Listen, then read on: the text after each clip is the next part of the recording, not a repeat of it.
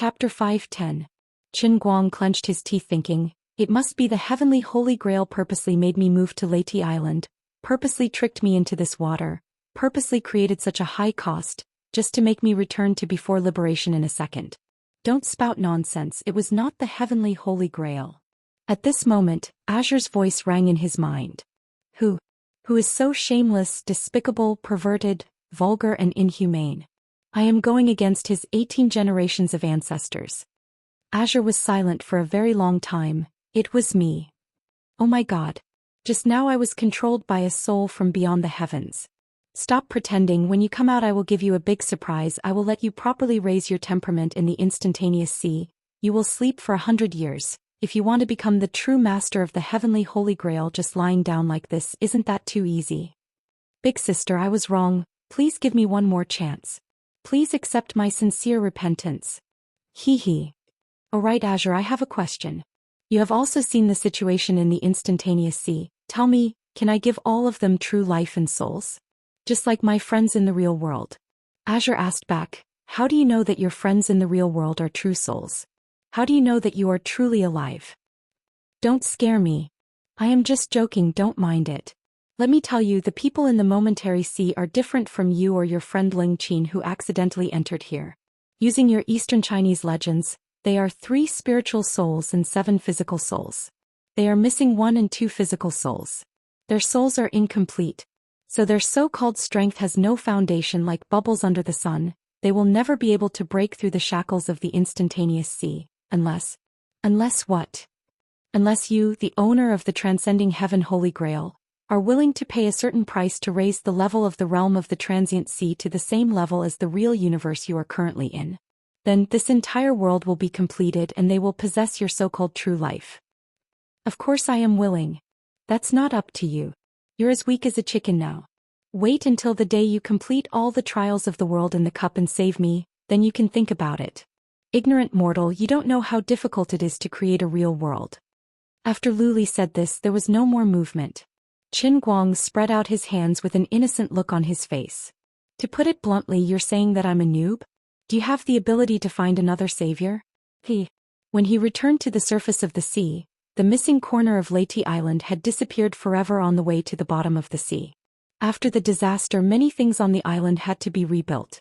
Qin Guang, on the other hand, was not in the mood to care about these things. After hesitating for a long time, he finally decided to let Bob announce the second business of Right Culture Communication Company. The Divination Holy Temple had officially opened for business. That's right, his current status was different from the past. Of course, he couldn't use the lowly name of a divination house anymore. Naming it the Holy Sanctum immediately made it seem lofty. Since he had already boasted that he was a prophet, other than the greater teleportation spell and the great sacred shield spell that he had bragged about previously, it was only right to add the so-called great divination spell. Lord Wright, I have a good suggestion. Why don't we wait for the real holy temple to be built before we hang this plaque? The strange rocks from the deep sea that were knocked off the new statue can be used to build the holy temple. The effects will be very good. This place is too awkward now. Bob pointed at the divination holy temple that occupied an area of less than 3 square meters. There was only a canopy propped up by a stick, and the 4 words of calligraphy written by Qin Guang were hanging on the wall. After holding it in for a long time, he finally said this. Crossing his legs on the stool, Qin Guang patted the dining table that he had moved out of his mansion and calmly took a sip of his saliva. Bob, don't look down on this place.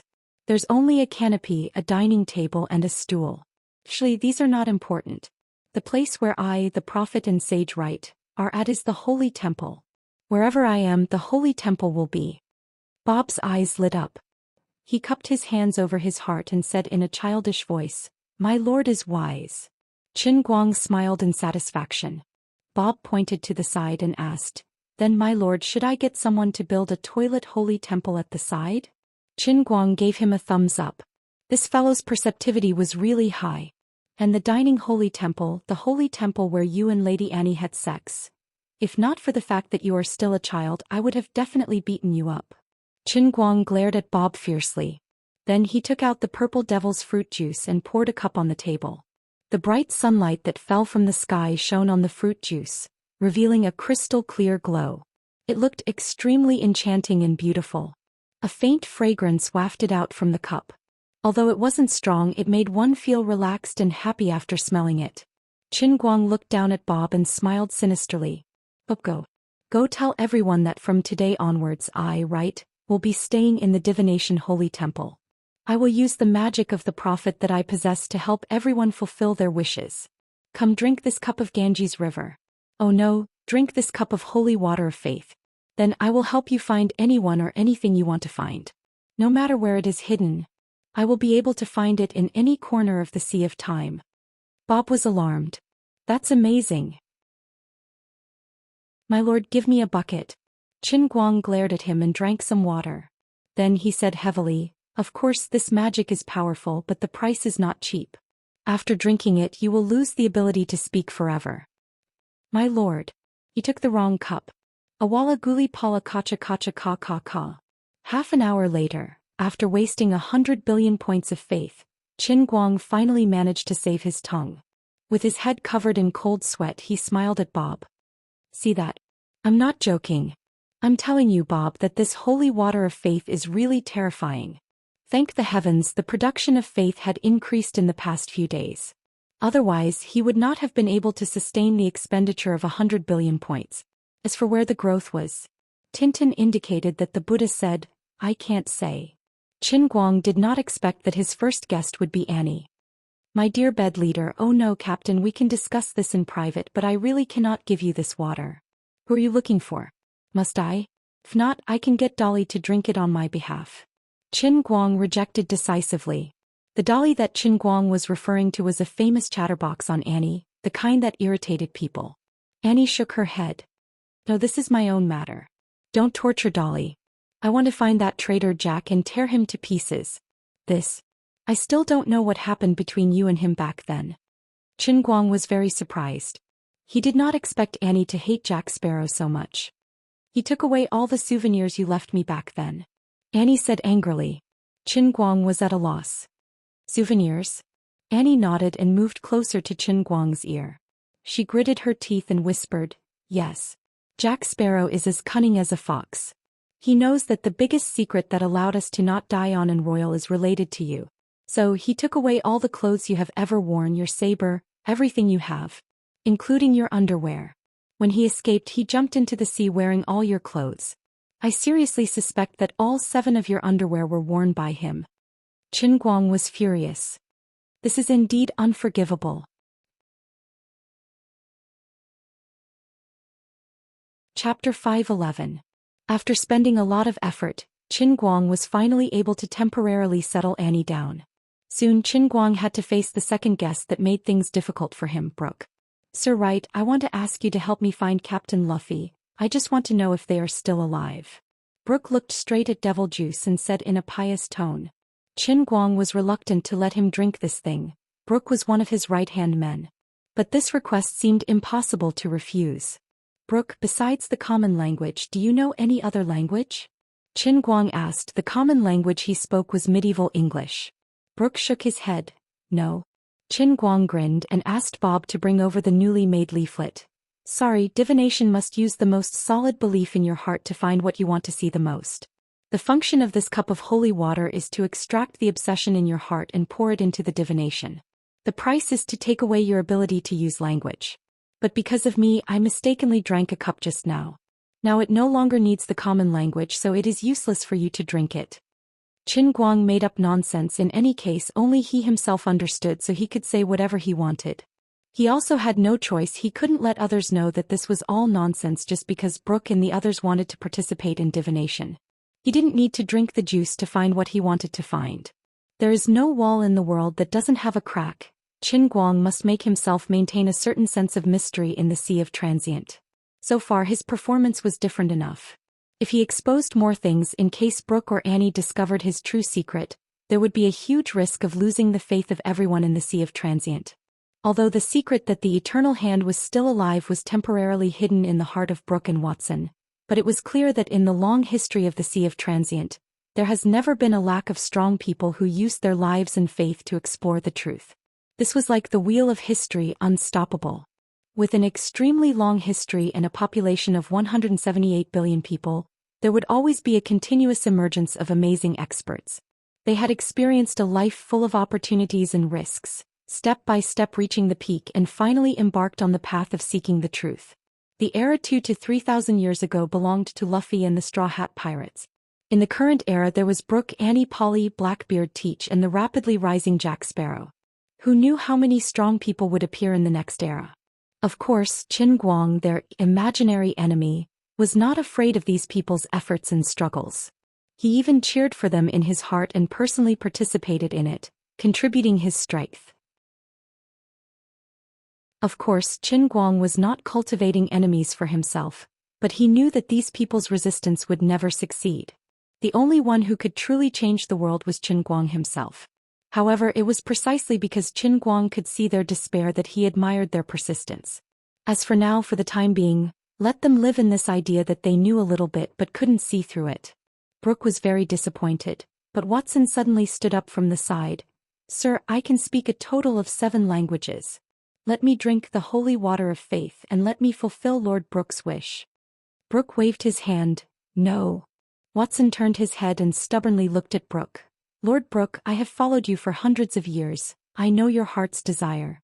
For me, not being able to speak is nothing. As long as I can continue to follow Lord Brook, my life has meaning. Fulfilling Lord Brook's wish is my Watson's obsession."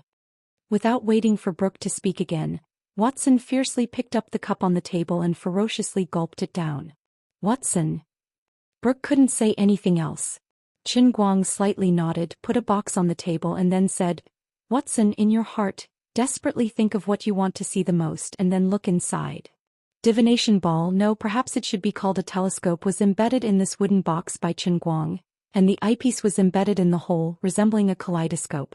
As for the obsession in Watson's heart, it was pure nonsense. The only one who could really influence the scene in the telescope was Qin Guang himself. What he wanted others to see, others could see. After a long time, Watson turned around with a flushed face. It was obvious that his mood was extremely agitated. Lulu. He couldn't speak. But it didn't matter, he could still write. Brook pulled Watson far away. He didn't want Watson to speak of this matter in public. Qin Guang watched the two leave. At this time his heart was also quite moved. The same scene not only appeared in the telescope, but also appeared in Qin Guang's heart. Luffy and his party didn't die. They broke through all obstacles and after resurrecting again and again, relying on the bonds between companions and their formidable individual strength, they gathered together again and again. At this time, they were living on a certain floating island at the end of the Sea of Time. Next to this floating island was the legendary transparent barrier that could never be broken, which was also the side wall of Qin Guang's cup. Apart from this, the so-called Eternal Hand had already disappeared. In fact, it didn't really disappear, but at this time, Qin Guang was holding the cup and drinking water in the outside world, and when people looked outside from the cup, they naturally couldn't see anything clearly. Compared to the people in the Sea of Time, Qin Guang's Eternal Hand was really too huge. Vaster than the sea, vaster than the sky, the naked eye of mortals simply couldn't distinguish this hand from the heaven and earth. If it was still like before with enough distance between the hand and the cup, it could still be barely distinguished, but now there was nothing that could be done. In addition, Watson had mastered a total of 7 languages including Spanish, Portuguese, German, and so on. Under the effect of the devil juice, they were naturally transferred to Qin Guang's mind. There were a total of tens of thousands of residents on Leyte Island, among which, there were only a few who were as knowledgeable as Watson and knew many languages. In addition, not everyone had the belief that they must find someone. In addition, for the language that he had already mastered, no matter how firm the other party's desire was, Qin Guang wouldn't agree to perform great divination for him. The reason was very sufficient. Although your belief is very devout, perhaps fate has not come yet. You can't get the response of the great divination, it will no longer accept your language. I deeply sympathize with your experience, but I can't help you even if I want to. This isn't God's punishment but God's guidance. God is telling you that you should forget about the burden of the past and face the future with a more optimistic attitude. After a busy day, at least thousands of people came to try because of their obsession. The situation was better than expected. Qin Guang performed great divination on about 400 people, and very easily completed the learning of 676 languages. Of course, the biggest reason for this was that there were many people on Leyte Island who were experts selected from all over the Sea of Time to cultivate. They came from the 5 big seas and the more remote outer seas, so it was reasonable that they had a wide variety of languages. However, Qin Guang wasn't too excited. The smooth start was completely within his expectations. The truly difficult part was still the various super small languages that followed. At night, when he returned to the mansion, Annie was already sitting on the table in her armor, waiting for him. "My dear, please help me find that shameful traitor, Jack Sparrow." Annie smiled, but she couldn't stop the black gas from spreading out from her body. It was very obvious that she was furious when she thought of old Jack. Helpless, Qin Guang poured out a glass of fruit juice and was about to drink it himself. Annie hurriedly stopped him. However, Qin Guang waved his hand and said, "It's fine, I'm a prophet. I can deal with the after-effects of the great divination." He didn't want to admit it, but the truth was that even though the price of drinking the devil's fruit juice was very high, the taste of this thing was not to be underestimated. There was a touch of coolness when it entered the mouth, and when it went down the stomach, it could be iced down the throat all the way to the stomach. His mouth was filled with a delicate fragrance and the aftertaste was endless. The cool sweetness mixed with the pure sourness was simply the most delicious drink in the world. As a knowledgeable person who had tasted countless cola, orange juice, Fanta, Sprite, Rising Sun, Wanglaji, Hekazeng, Nutrition Express, and many other drinks in modern society, Qin Guang felt that the taste of these things couldn't even compare to 1/10,000th of the old man's devil's fruit juice. The devil's fruit juice had a devil-like allure, and one would immediately become addicted after drinking it by mistake. "I can't take it anymore, I'm addicted. Let me take another sip." Unlike others who couldn't speak after drinking it, Qin Guang felt that he could constantly save himself. After drinking it, he pretended to pounce in front of the divination telescope and stared into it. Qin Guang had long known that old Jack had an evil streak in him. He was greedy and selfish, quick-witted and cunning. He was unruly and crafty. Back on the An Royal, he was used to using a large knife to shave his beard, pretending to be boorish to fool others. But no one hated him because under his countless flaws he still had a pure soul. He was once a military officer on Middle-earth, commanding a fleet.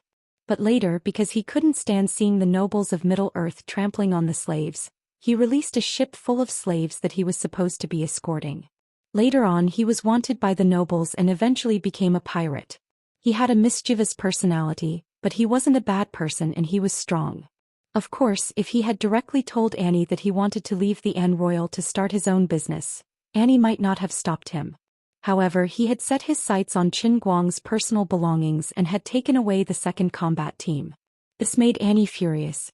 As the scenery in the binoculars rapidly shifted, Qin Guang's gaze followed it and gradually, the pitch-black surface of the ocean was covered in specks of light. Qin Guang's vision quickly zoomed in, and he saw a large fleet of ships mixed together on the surface of the sea. Upon seeing this scene, Qin Guang's pupils constricted slightly. The sounds of cannons, gunpowder, gunfire, metal clashing of swords, and roars seemed to travel through time and space to reach Qin Guang's ears. The scene continued zooming in, and on the deck of every ship he could see a frenzied battle. Blood was splattered all over the deck and there were broken limbs everywhere. Who was Jack Sparrow exchanging fire with? Qin Guang frowned slightly and continued zooming in, but his mind recalled a scene from a long time ago. "Right, sooner or later I'll have my own ship. I'll paint the entire ship a beautiful black. This will make me appear dignified." Under the clear and cold moonlight, the sea sparkled. A light breeze gently blew against the sails, producing a hoo-hoo sound. Old Jack sat on the railing of the Royal and ferociously gulping down a mouthful of wine. Then he tossed the empty cowhide bag into the water as he spoke. "Old Jack, you don't have many years left. Don't think about this." Qin Guang sat on a large wooden barrel beside him, tearing a roasted chicken leg in his mouth. "You don't understand, right? I have a premonition that I'm not an ordinary person. I won't die so easily. Alright, if one day you can really get your own ship, I'll help you think of a great name. Didn't you want black paint? Why don't we call it the Black Pearl?" Qin Guang chuckled.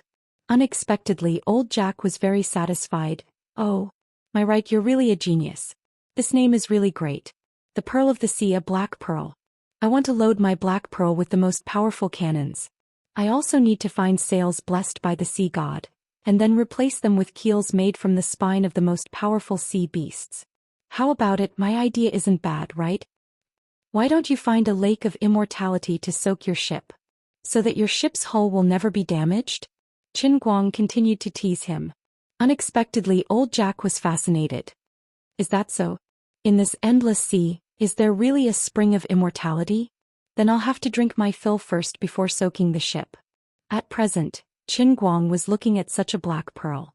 Under the moonlight and firelight, the pitch-black hull of the ship emitted a demonic radiance. Amidst the intense crossfire, the gigantic sails were unceasingly struck by bullets and cannons. Yet the firepower strangely passed through the sails, leaving the sails unscathed. Instead, the areas struck by the firepower transformed into black mist. Indeed, this was augmented by black magic, or perhaps the sails blessed by the sea god. The gigantic black pearl nimbly maneuvered its body. Only by combining the best helmsman and black magic could the gigantic ship display such nimble movements on the sea. This was the mighty black pearl. However, its opponent similarly couldn't be underestimated. It was a gigantic golden ship inlaid with a dragon head ram. Its entire body was actually forged from metal, yet the radiance it emitted wasn't a simple metallic luster. It should be augmented by some kind of magic. Both parties unleashed their full strength, colliding and bombarding each other frantically on the sea surface. Every collision would emit an ear-piercing screech and raise massive waves. The cannons of the gigantic golden ship seemed to be more advanced, and its firepower density far surpassed that of the black pearl. Nevertheless, the black pearl was more nimble. Augmented by black magic, its wooden hull allowed it to fight equally with its opponent. The distance between them was pulled closer once again. Finally, through a brief flickering of firelight, Qin Guang could clearly see the pirate flag on the sail of the gigantic golden ship. Shit. It was a simple drawing of the old man's handsome face. It was Leng Qin and her Radiance pirates. The unlucky Jack was battling Leng Qin. As expected, in the darkness, two figures flew out from the watchtowers on their respective masts. They crossed a distance of several hundred meters and collided fiercely in midair, creating a sound that was even more deafening than the sound of cannon fire. The goateed Jack Sparrow was sent flying backwards. In his hand was the broadsword that Qin Guang had been gripping ever since he met him. On the other side was the one-armed, one-eyed Leng Qin. At present, the iron hook embedded into her severed arm was swallowing and emitting a bizarre chilling glow. Her metallic artificial limb had been modified into a sharp cone shape.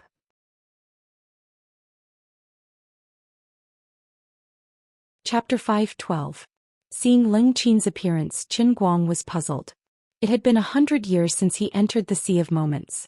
Logically speaking, Leng Qin should have been reborn at least once. When she first appeared here, she was crippled. At that time, Qin Guang did not think much about it. Later on, when he thought about it, he felt that it was strange. After all, Leng Qin could not have entered with her body but with her soul. Since that was the case, why was she still crippled? Now she should have been reborn once, but her body was still incomplete. This didn't make sense. Could it be that she was the same as me and had an immortal body in the Sea of Moments? The more Qin Guang thought about it, the more he felt that it was highly possible. Using Lori's words, the people in the Sea of Moments, under the special rules, had their souls incomplete. But Leng Qin was the same as him, having a complete soul compared to others. Thus, it was not hard to explain why Leng Qin did not age in the Sea of Moments. Forget it, let's not care about this for now and quickly go catch her. Annie, I found Jack. Qin Guang turned and said to Annie. Annie stood up. Where? I'll set off now. Darling, wait for me for a few years, I'll catch that old bastard. Qin Guang smiled. It's not that troublesome. Give me a minute. The war between the Radiance pirates and the Black Pearl pirates was still ongoing. Both sides suffered losses, but overall Leng Qin held the advantage. Whether it was the strength of the pirates under her banner or individual strength, Leng Qin and her Radiance pirates were slightly stronger than Jack Sparrow. Madam Cord. Why is this? I've never seen you before nor provoked you. Why did you suddenly declare war on me? Has your arrogance reached such a level? Even if I lose today, I will make a comeback. You will pay the price for your arrogance. Old Jack stood on the mast of his black pearl, roaring fiercely. He had a perplexed look on his face. In the Sea of Moments, although it was common for big fish to eat small fish, but I'm not a small fish. I'm one of the 28 ocean emperors like you. You're bullying me too much. Leng Qin looked at him from afar, her expression cold.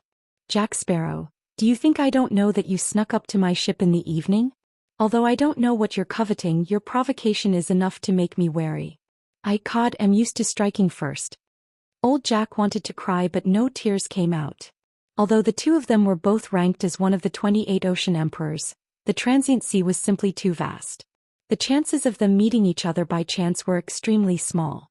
Previously, the two factions had never interacted with each other. In the afternoon, the two fleets finally met on the surface of the sea and brushed past each other. At that time, he only glanced at the sail of the Radiant Pirate Group from afar. He did not look too closely, but afterward he felt that the pirate flag on the sail was very familiar. Later, he couldn't hold back his curiosity, so he stealthily turned the fleet around and dived into the sea to take a closer look. He didn't expect to be discovered. Miss Cord, please believe me. I mean no harm. Old Jack knew that no one would believe his explanation. Even he himself felt that it was absurd. Back then he had seen Leet turn into nothingness in midair with his own eyes. How could he see that kid's portrait on the flag of another rising pirate force? There's no point in saying more. Jack Sparrow, go and be reborn with a heart full of regret. More than 100 years of fighting on the sea had made Leng Qin, who was born in modern society and had experienced the influence of the new era. However, her life was full of misfortune. In the end, she died in despair but was strangely resurrected in the transient sea. She had become unprecedentedly powerful. In the past 100 years, she had used this decisive style to rapidly increase her personal strength, leading her Radiant Pirate Group to rise like a comet. In fact, Leng Qin herself didn't know what she wanted. Perhaps only by constantly fighting like this could she gradually feel that she was still alive. But from time to time, Leng Qin would see the people around her slowly grow old and eventually return to the sea. Those loyal and powerful crew members could return to their warships when they were a few years old, a dozen years old, or even a little older. They called this an undying rank expert. But she herself was forever young and her body was still incomplete. Leng Qin's heart was very complicated and tangled. She would often think that there was no meaning in living like this. Other than continuously becoming stronger and leading this group of loyal subordinates on expeditions as a modern woman, her life seemed to be quite boring. Just as the battle between the two sides was about to enter a white-hot stage, a deafening sound suddenly rang out from the side of the sea. Everyone in the battlefield was deafened by this loud sound. The intense tremors caused Jack Sparrow, who was holding onto his blade and advancing forward, to stagger and almost fall down. Leng Qin held onto the mast tightly. She didn't know what was happening, but the power behind this terrifying tremor made her feel terrified. One of the 5 overlords had come to mediate? There was no reason for that. Even an overlord wouldn't be this powerful. This was the might of the world. In the blink of an eye, a huge wave came gushing over, stirring up the seawater. The warships of the two pirate groups were like leaves struggling in the middle of a raging storm. Both sides couldn't be bothered to continue fighting. Rays of black magic light lit up one after another, and they finally managed to resist the impact of this sudden huge wave. Under the moonlight, a white silhouette that was like a mountain gradually appeared, getting closer and closer. The white silhouette's light rapidly converged, but it turned into a huge black silhouette under the moonlight, giving the two pirate groups a suffocating pressure. Leng Qin opened her mouth slightly. Oh my god, this is a floating island. As an outsider, she might not understand the significance of a floating island, but Jack Sparrow did. The impact he received was even more intense. Oh my god of the sea. How can someone control a floating island? And it's so huge. Even though the floating islands in the Sea of Moments were only floating on the surface of the water, because of the mysterious sea god's might, every floating island was exceptionally stable and extremely difficult to move. Moving a huge island with a diameter of 10 kilometers had long surpassed the limits of the strongest overlord in the Sea of Moments. It also exceeded Jack Sparrow's common sense. Finally, the black silhouette gradually approached, and a few small boats rushed out from the floating island. Jack Sparrow's face was ashen. What kind of terrifying force was the other party? Could it be that an existence above the Overlord had appeared in the sea? Old Jack, am done for. Bastard Jack. You're dead. Just as old Jack was thinking about this, a stern shout came from one of the boats that had rushed out, causing him to shiver all over. Damn it. Annie. Mamma mia. I'm really done for. Jack Sparrow's legs went soft and he screamed as he jumped down from the Black Pearl's mast, falling headfirst into the sea. He couldn't care less, he had to run first. As a traitor, old Jack had always hidden as far as he could from the Anne Royal pirate group. After hiding for over 100 years, you actually drove a floating island to catch up to us today. How can I stand against you? Trying to run? Annie snorted coldly and suddenly jumped out from the small boat. The tip of her foot stepped on the surface of the sea and she shot out like lightning. Black gas surged from her body, and she roared forward like a black dragon. Her speed was so fast that it made people's hair stand on end. This time, old Jack looked like he couldn't escape this calamity. An overlord rank wasn't just a little stronger than an ocean emperor rank. Qin Guang wasn't in a hurry to follow. Don't be fooled by Annie's violent rage. In fact, Qin Guang knew that she would definitely be soft-hearted. But it didn't matter, old Jack's mistake wasn't worthy of death. He could still be taught a lesson. Not paying attention to Annie's movements in pursuit of old Jack, Qin Guang and Brooke steered the small boat towards Leng Qin's ship. Leng Qin looked at the gradually approaching small boat, her face bewildered. She was hesitating whether she should take the initiative to attack, but of the two people standing on the small boat, the taller one gave her too much pressure, making her extremely fearful. She knew Annie's name. Rumor had it that she had stayed on the Sage's Island for the past 100 years, which was also known as Right Island. Today, Right Island had undoubtedly become the most powerful force in the entire Sea of Time's 5 seas. It had 2 Overlord rank powerhouses, including Boldev and other famous Ocean Emperor rank powerhouses, as well as countless undead powerhouses. Annie had gone to capture Jack Sparrow, so this tall and skinny figure must be the other Overlord rank powerhouse, Brooke. Unrivaled. What was their purpose in coming here? Did they come to capture Jack Sparrow? Or did the secret of my immortality reach their ears? What kind of person was the rumored sage Right? Generous? Benevolent? Or was it the greed and hypocrisy hidden beneath the surface? Or was it the explosive news that broke out in the last 2 days, that he possessed tyrannical abilities in bed that all women except Annie were unable to withstand? How powerful was he? Seeing the small boat getting closer and closer, Leng Qin's breathing became more and more rapid. When she finally saw the faces of the 2 people standing on the boat, her breathing suddenly stopped. Qin Guang. This thought exploded in her heart like thunder, and Leng Qin almost blurted out.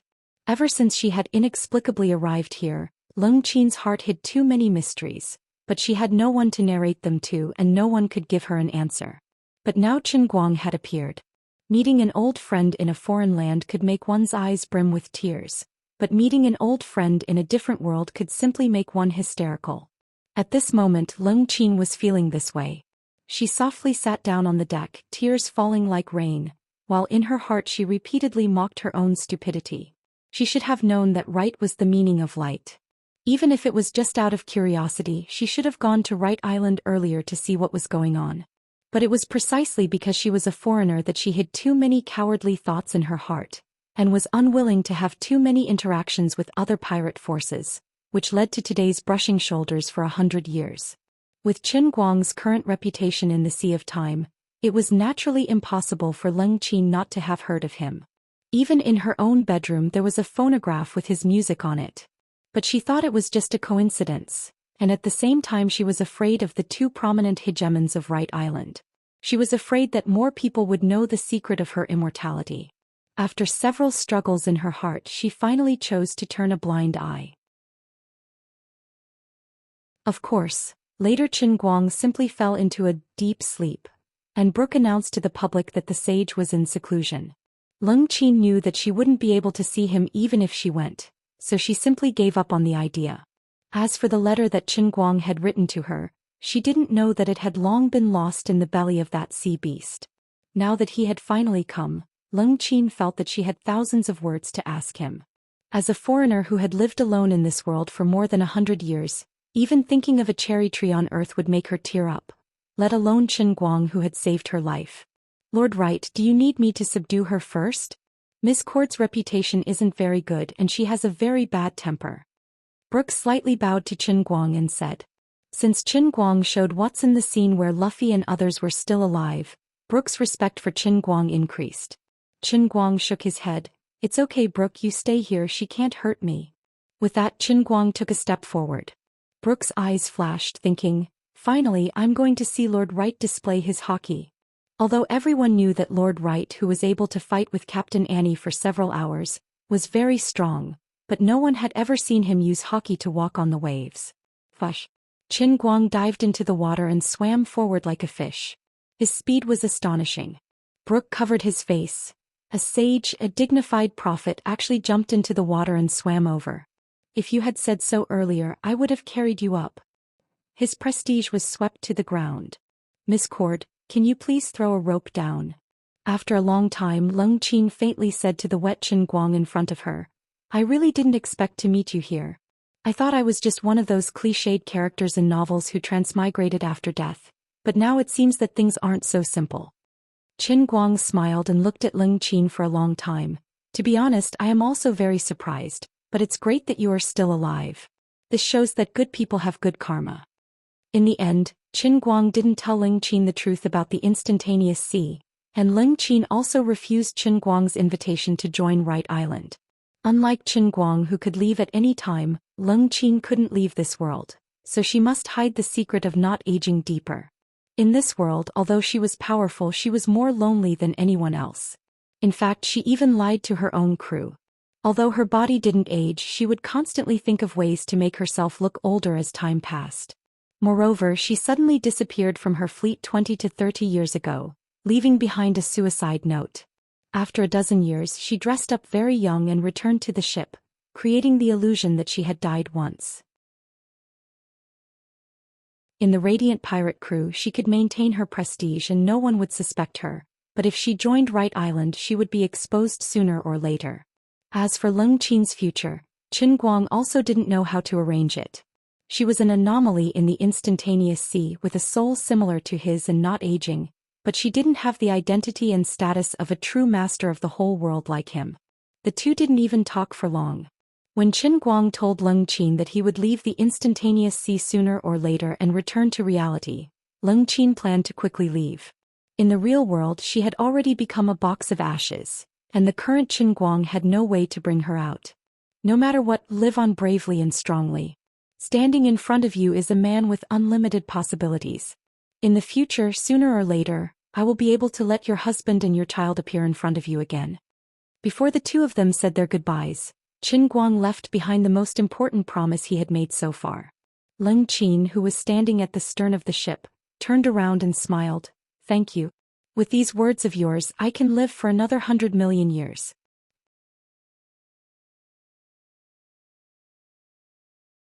Chapter 513.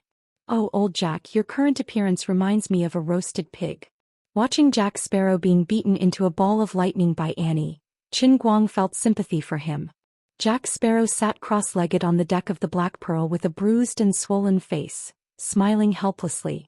Both sides didn't have any formal confrontation, and the Black Pearl pirates quickly surrendered under Annie's might. On one hand, Annie's overlord-class strength made them powerless to resist. On the other hand, the majority of the Black Pearl pirates' backbone came from the second battle squad that defected with him.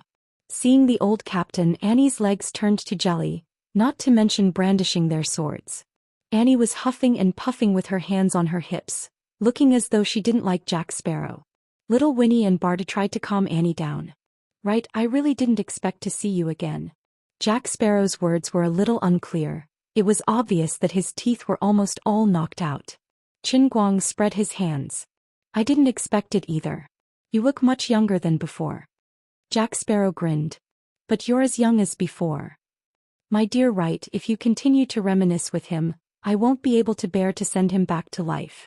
Annie came over and interrupted their conversation. Annie, you don't intend to give him a chance to defend himself? Qin Guang asked. Annie rolled her eyes.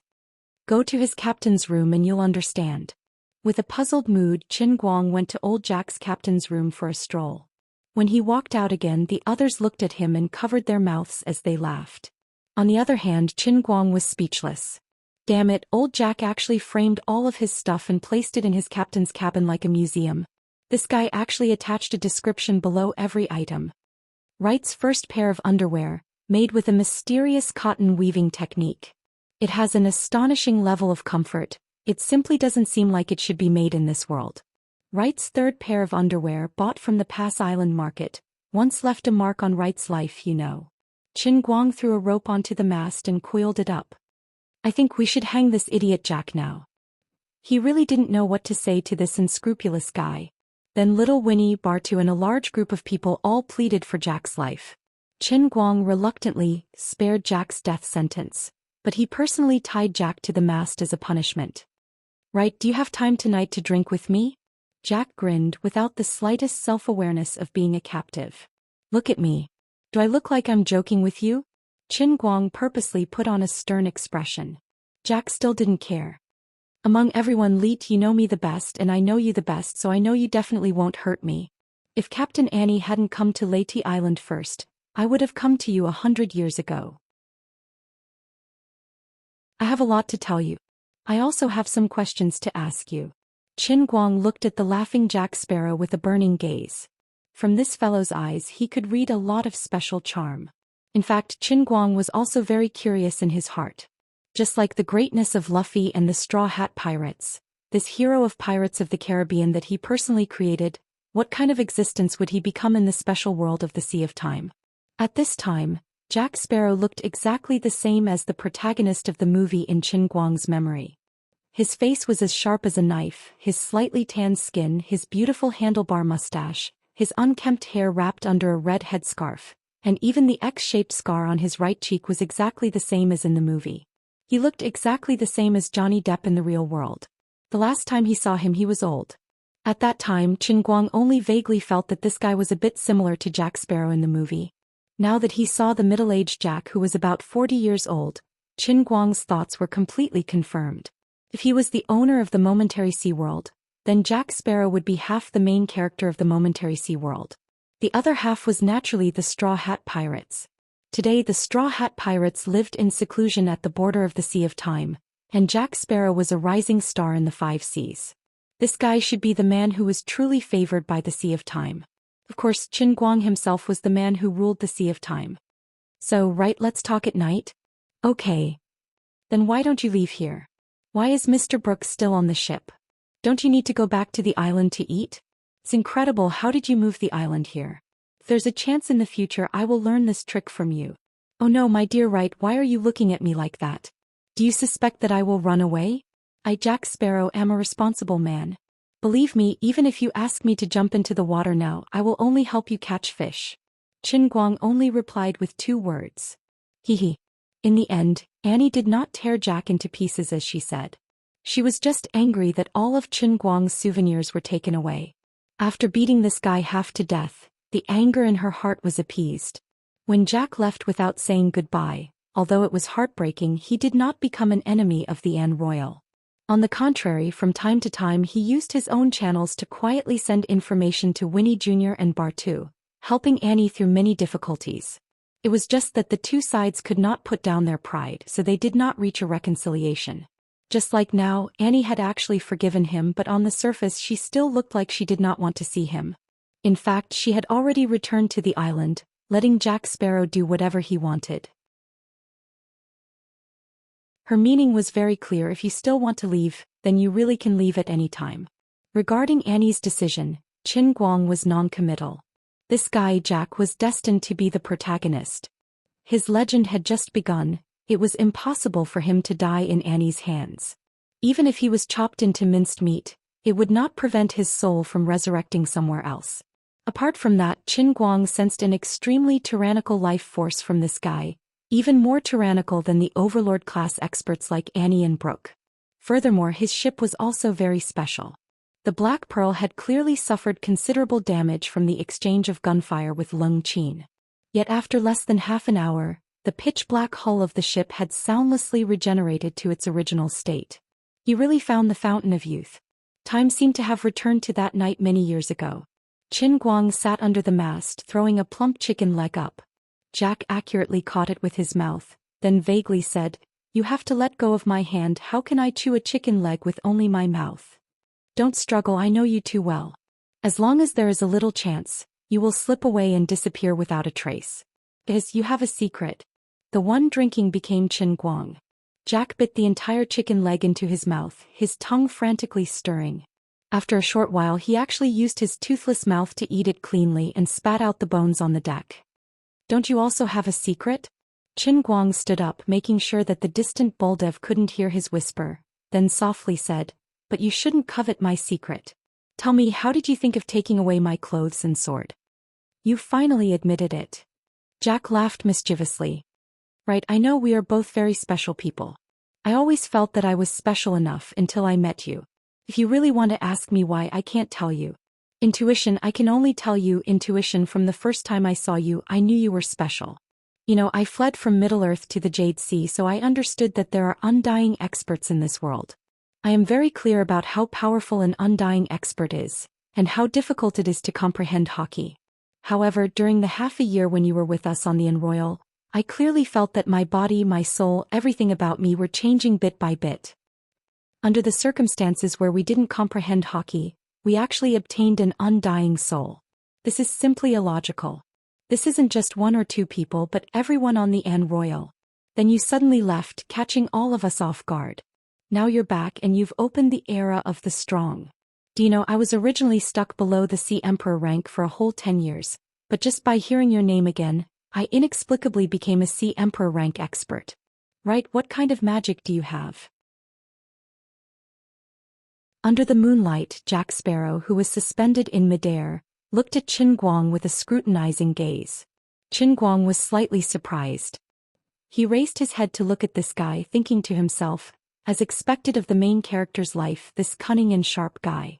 While the others were completely unaware, he was able to detect the changes. "Since you want to understand me better, you should stay by Annie's side and not defect, Jack." After a brief silence, Qin Guang grinned. Jack shook his head. "No, if I continue to stay on the Royal, I may have become as strong as Annie, but I can't have eternal life. You can't be eternal now, even though you obtained the Fountain of Youth." "I knew I couldn't hide this from you." Jack sighed. "Yes, the Fountain of Youth is a lie. I'm still aging day by day, just a little slower. But I still have to die and be reborn like everyone else. Sooner or later I'll lose everything like everyone else. Isn't this the fate of everyone in the Sea of Moments? Why do you think you can escape this fate?" "Because I am Jack, because I have a reason to live." Jack Sparrow's emotions suddenly became agitated. "I miss my lover Rose.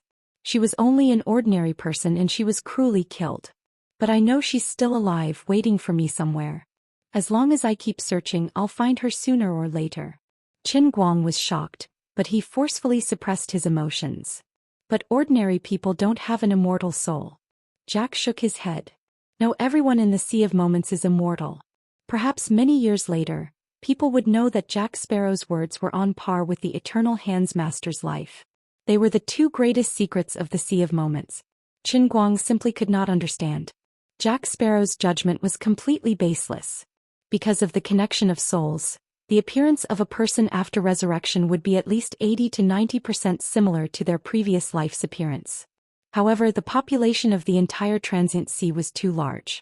Finding two people who looked exactly the same out of 178 billion people wasn't difficult at all. Even if an undying rank expert met a dead person, they would not be able to find any past memories from their conversation.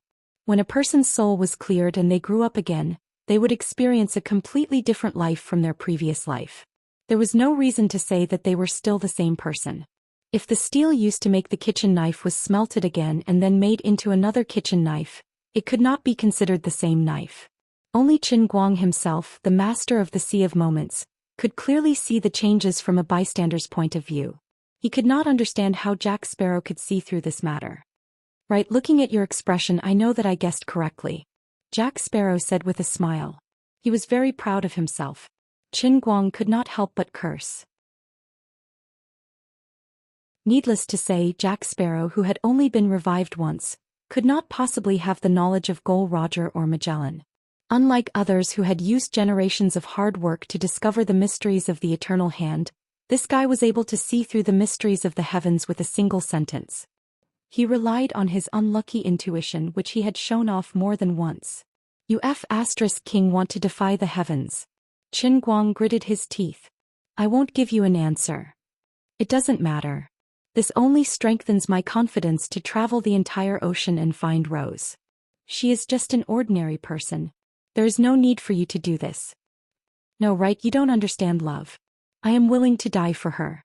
I am even more willing to live for her. Qin Guang felt very unhappy. As a hidden boss, he had actually shocked a doll time and time again. Now he was even mocked by him. This was intolerable. He rolled his eyes and shouted into the distance, Boldev, get Bob to bring me the Divination Temple's leaflet.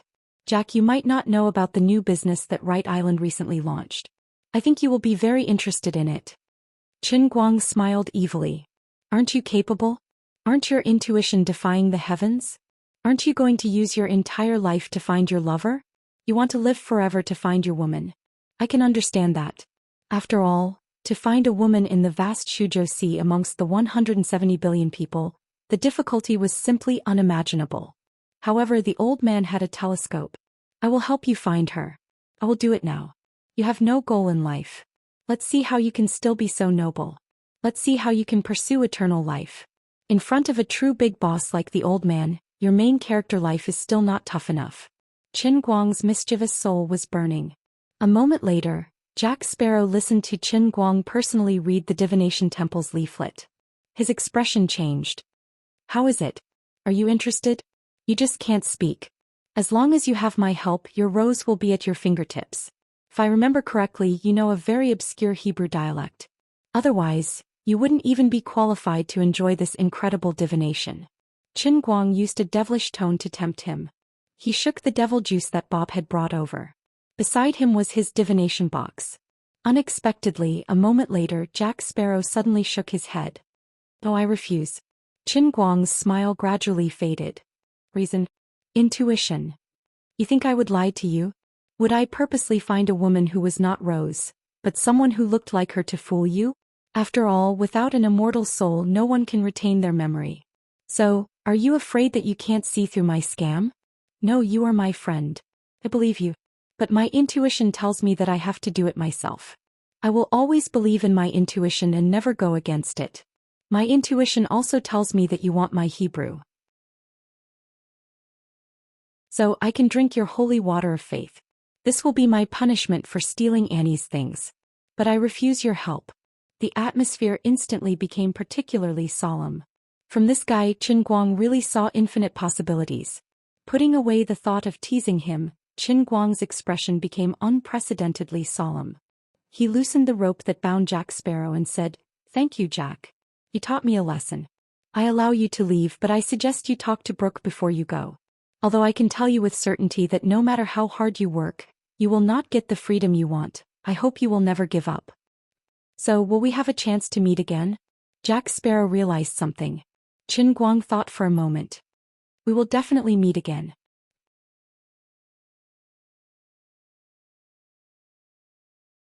Chapter 5:14. Damn it. That bastard. He stole my cotton underwear. The one I changed out of last night. That damn pervert. The next morning, Jack Sparrow left without saying goodbye once again. This time, Annie had experience and hid the loot from the captain's room under the bed, making sure that nothing would go wrong. But Qin Guang made a mistake. He only let Celine wash the clothes he changed out of yesterday and hang them outside the window. The next morning, everything else was still there, but the fresh underwear was gone. Annie laughed. "It's fine, you're still here anyway, it's just a pair of underwear, don't be sad." Qin Guang waved his hand. "No, Annie, you're a pure girl, you don't understand. Everyone has their own life, maybe exciting, maybe plain, maybe short, maybe long. With a population of 178 billion, there are 178 billion stories. In this huge world, everyone has their own life." Although Qin Guang claimed to be the master of the instantaneous sea, but in reality he could not control everyone's life and death. He could not make someone disappear with just a thought, nor could he create a person out of thin air. Perhaps it was more appropriate to see him as the manager of the museum. He held the key in his hand, opening and closing the museum every day, But he could not decide the specific opening time, nor could he give the entire museum to someone or some organization, and even more could not decide which items to display today. He was only the manager, not the curator and not the director of the Cultural Bureau. Of course, maybe one day in the future he could be promoted to become the real curator and even become the director of the Cultural Bureau who could make laws, say what is art and what is art. But it was not now. The current Qin Guang had an illustrious status in the instantaneous sea. He was seen as a sage and even more so as a prophet, and the two overlords under him represented the highest military power in the entire instantaneous sea. However, he himself had no intention of truly getting involved with the royal authority or the so-called divine authority of this world. He only brought his people and the island. Under the guise of comprehending life and improving his cultivation, he traveled around the Sea of Moments. Together with his Leyte Island, he visited one continent after another, visited one hidden race after another. Even if the other party was hidden in the deepest part of the 10,000 mountains, or on a floating island in the stormy sea that no one could pass through, Qin Guang could control his Leyte Island, appear near them out of thin air, and then take out his piano music, offer his divination temple, spread the glory of the sage prophet Leyte and fulfill their wishes. In the long journey, he once saw a giant beast in the sea that was tens of kilometers long, and even Brooke and Annie had to join hands to defeat it. He also once encountered a terrifying storm that raised 100,000 feet tall wave, to the extent that he had no choice but to use the Great Divine Shield to protect the integrity of Leyte Island. He even met a hidden expert outside of the five overlords, and sat down and discussed with the other party. In the end, he peeped into the secrets in the depths of his heart, and at the price of helping him find the secret books that he had lost 10,000 years ago, he tricked him into taking away the 13 super small languages that he had mastered. Qin Guang went to the frost continent in the north, and under the great snowy mountain that had been frozen for 10,000 years, he sat around the fire and chatted with the lights, who had been hunting for generations. The adult lights were less than 1 meter tall, but their muscles hid astonishing strength. Their skin and hair were snow white, and they had wide palms and feet, allowing them to run like the wind on the surface of the snow. They were stubborn and self-enclosed, and they never came into contact with the outside world. Qin Guang spent 3 days and finally dug out the deepest and truest wish of the Light's chief, and helped him find the artifact armor that the first chief of the Lights had left on the battlefield. He also obtained the dozens of Inuit dialects that he had mastered. However, the Lights were just a drop in the ocean in Qin Guang's long journey. Qin Guang also left an illustrious name on the Azure Dragon continent in the east, and with a famous work that flew 3,000 feet straight down, he was conferred the title of Poetry Immortal on the continent where the Wuxia people lived in the Sea of Moments. He came to the sky-blue continent, which was full of black people, and on a whim he pulled Brooke and the other top experts to build a magnificent sphinx. He also left an enlarged version of Saint Christ on the Cape of the Ruba continent. He also left thousands of human-faced giant elephants on the floating island for the Fife people, who worshipped human faces in the outer sea. Just as he promised everyone, he brought the people of Leyte Island and left their footprints all over the Sea of Moments. Rather than learning more languages, it would be better to say that he was constantly talking to others, listening to their stories and understanding the vast and messy history of the Sea of Moments. At the same time, he also left behind some of his own history. Of course, there were people who succeeded in their studies on Leyte Island and returned home in glory. At the same time, there were also new geniuses who had the honor of entering this holy land from the shores of other continents and floating islands. A person's greatness was demonstrated through his contributions to the world. Poseidon changed the people of the Sea of Moments. Magellan opened the eyes of the people of this world for the first time. Columbus used his life to stare at the shackles in the sky. Gol Roger summarized history into a letter. The Straw Hat Pirates passed down the seeds of history, and now settled at the end of the world. Qin Guang believed that with the amazing historian Nico Robin, when Luffy and the others returned, they would definitely bring back more of the truth of the world. Today, Qin Guang used the name right to open a new era of experts, and he brought the 100 million years of bardic culture to great success. He even personally guided Bob to promote the effects of the functional shells. But his greatest contribution was not just this, it was to use a few decades to let everyone on Leyte Island walk the sea with him. He had broadened the horizons of these people and broadened their hearts.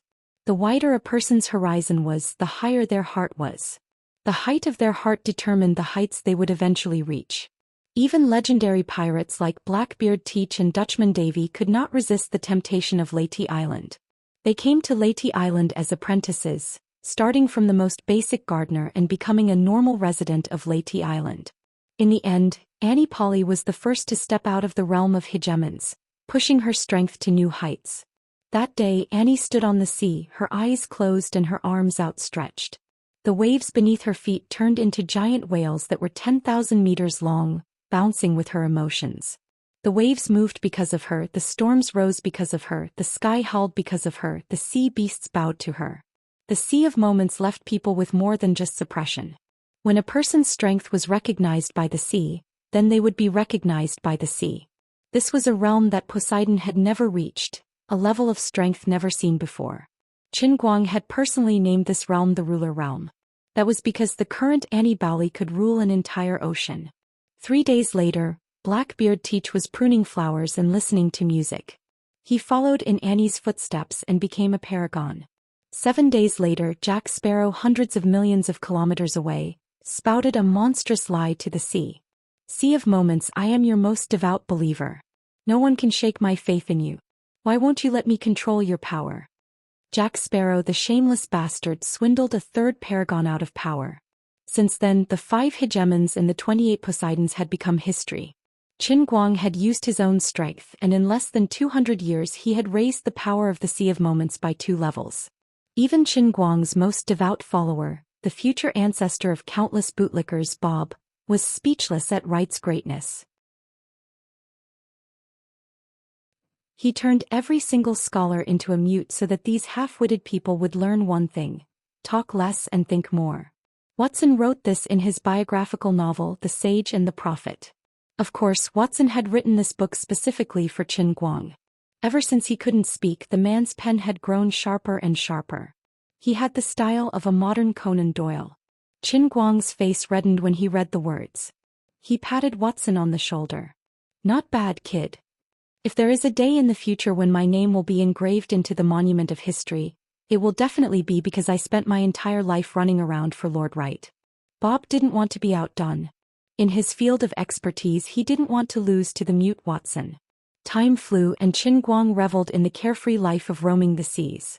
Relying on the piano god statue and piledriver god statue, he could collect 200 billion faith points every day. When he was bored, he would drag Annie to the floating palace at the bottom of the sea for 80,000 rounds. Such days were simply too blissful, too comfortable. Without the spiritual seal, living in an isolated space for a long time would naturally make one depressed and depressed. But now it was different. Qin Guang's journey was the entire sea of transient. He had a beautiful woman like Annie by his side, and also a skeleton musician like Brooke who would occasionally baffle his elders. Bob, who was always talkative but always able to help Qin Guang solve his problems. Little Winnie and Bartu, these old fellows, gradually became more cheerful and generous in front of Qin Guang. That's right, Boldev, who had hidden his secret for most of his life, was finally discovered by Bob on a full moon night. At that time, the 18-year-old Bob was showing off his newly developed rainbow shells to Qin Guang. As a result, under the bright moon, Bob's body hair suddenly sprouted like a sprout after a rain. His mouth gradually protruded forward and his ears began to elongate.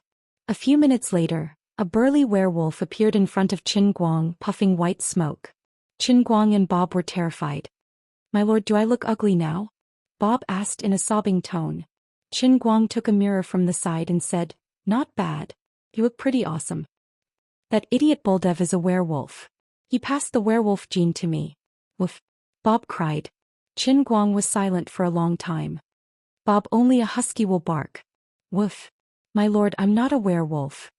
At this time, Boldev seemed to have sensed the change in his son, and appeared at the door.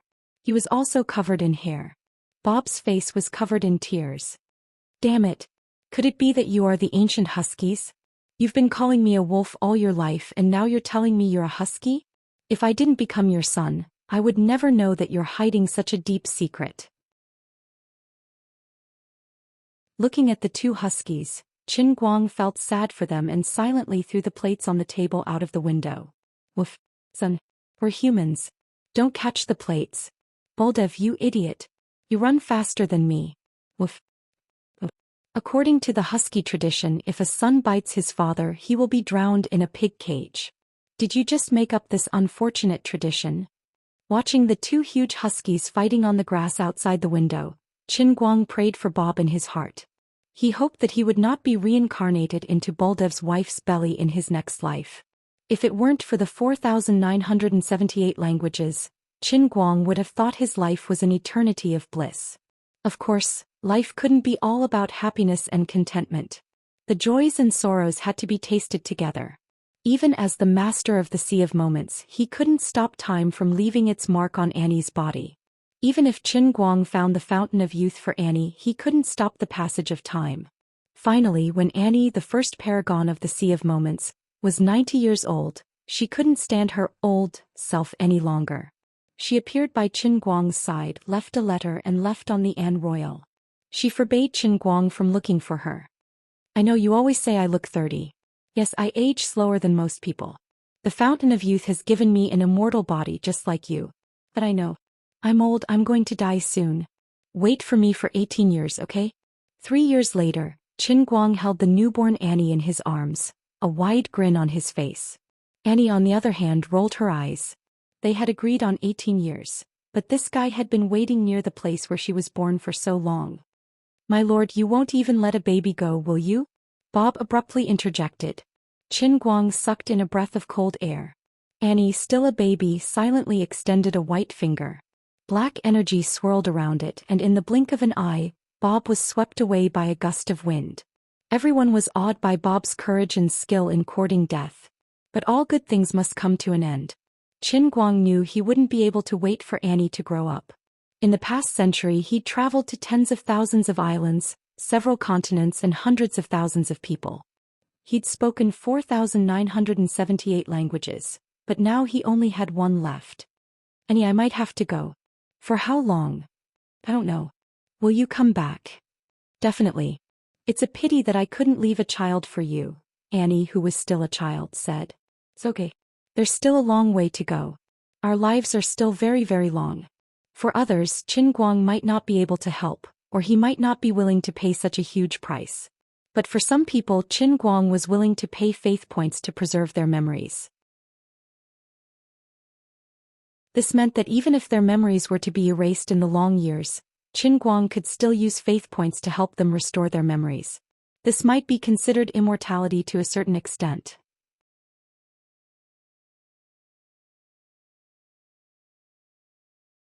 Chapter 5:15. Lily, do you really think that there are people who can be eternal? Standing at the peak of Cloud City, Qin Guang asks. Lily carefully sets up the last piece of wood on the wooden house. Below the wooden house is the deer cry flower, which only has half of its roots left. She raises her head to look at Qin Guang, who is high up in the sky, and grins. When you asked this question, I am very glad that you didn't waste your 200 years in the sea of time. But I have to correct you. There has never been anyone who can be eternal. Even the universe that you see has no eternity. Its seemingly endless lifespan will eventually come to an end. Then what is the end of the universe? Is it what modern scientists say, that the universe is constantly enlarging and will eventually return to eternal peace? Or is it another theory, that the universe is shrinking and the entire universe will fuse into a tiny elementary particle and complete a singularity explosion like fireworks? Qin Guang asks curiously. Lily thinks for a moment and shakes her head. I can't answer this question of yours. Why? Because this is your universe. No, that's not right. Because every plane of existence is different. Even in this emperor's long lifespan, I have seen planes being destroyed more than once. But just like how you can never find two identical leaves on Earth, there are no two completely identical planes. In other words, even if two planes look almost exactly the same, one of them only has one more oxygen atom than the other that you understand, or one more electron. In the end, there will be a world of difference in the evolution of these two planes. As for your so-called eternity, from a human's point of view, a true god like me is eternal because my lifespan is so long that it exceeds the limits of human understanding. But from my point of view, what counts as eternity? This question, how can this old lady answer it? Why do you ask so many questions the moment you come out? You should change your name to 100,000 Wise. Facing the irascible Liuli, Qin Guang still wore a seer's warm smile. Today's me is no longer who I used to be. Because in the hundreds of years that I've been traveling the seas, I've heard too many stories and seen too many sceneries. I've crossed mountains and seas, and I've also passed through mountains and seas. I once stood at the top of the world, and my personality has become noble. I have an endless desire for knowledge, so I always have endless questions to ask. Liuli looked at Qin Guang calmly. I'll allow you to act cool for another 5 minutes. The world is so beautiful, but you are so violent. This is not good, not good. The great prophet Qin once said. Qin Guang's pretentious act finally ended with him being beaten up by Liuli. The familiar pain of fists hitting flesh made him quickly separate himself from the great prophet and sage who was revered by tens of thousands of people in the Sea of Moments. I'm asking you to train your mind not to become a fraud. What did you learn from me? Liuli's emotions were so out of control that she almost forgot that she was a god emperor. Damn, you can't blame me for this. You don't know how high my status in the Sea of Moments is. Even my fart has a scribe beside me. Sage calendar year 78, March 4th at noon, the great sage went through an internal excretion, and Sage Lord became even greater. You've been living like this for the past 100 years. What else can I do? I didn't even bring any books in, so what a waste. If you bring a few more books in and let me study for 100 years, when I come out I'll definitely be the greatest scientist in the history of mankind. Qin Guang shrugged his shoulders. If I don't find some fun, then wouldn't I be bored to death? It's over. Your mentality is already old, but you haven't improved at all. You're basically an old trash with a young face. Qin Guang looked at Liuli with disdain. If I'm also an old trash when I'm over 200 years old and I sleep for 100 years, then how useless are you, Lord Liuli? Qin Guang didn't know if people who lived longer were smarter or not, but he felt that he was getting bolder and bolder. Finally, Liuli's eyes flashed with an ominous glint. She clenched her teeth and her eyes emitted a glint that looked like she was about to devour someone. My great, wise, and intelligent Lord Liuli. Although I've never been to the Endless God Realm, I know that in the Endless God Realm, you are definitely the most beautiful star shining in the sky.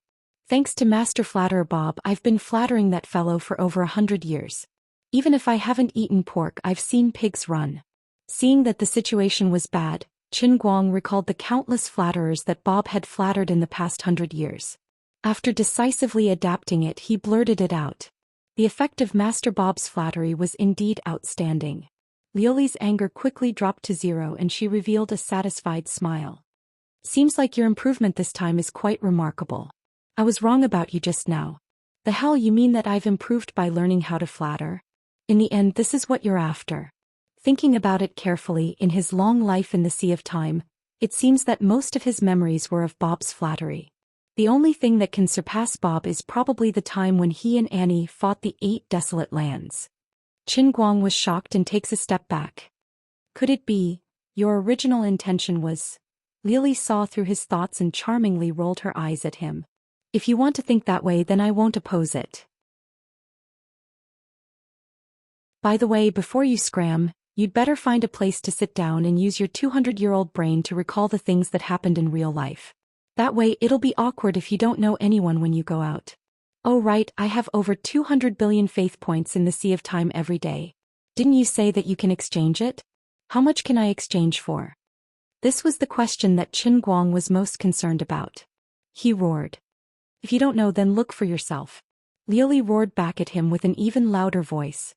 Standing beside the pile driver Tintin's statue that was as long as a fingernail, Qin Guang ridiculed. 2 statues add up to 29,000. Your exchange rate is too low. Over 200 billion is only so little. Speak. You unscrupulous contractor. Are you purposely deducting the old man's faith points?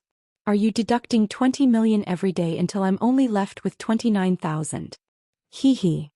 Also, didn't you say that my Tintin statue is very big? What the hell is this 1-inch nail? It was very big before, but then I felt that it wasn't very elegant, so I shrunk it a little and used up a chance to change its appearance. Liuli shrugged. This isn't restoring the truth at all. You're tampering with history. If someone sees it in the future, they will think that I'm really that small. Qin Guang raised his back in protest. Liuli took a deep breath and finally said, I can't take it anymore. Goodbye.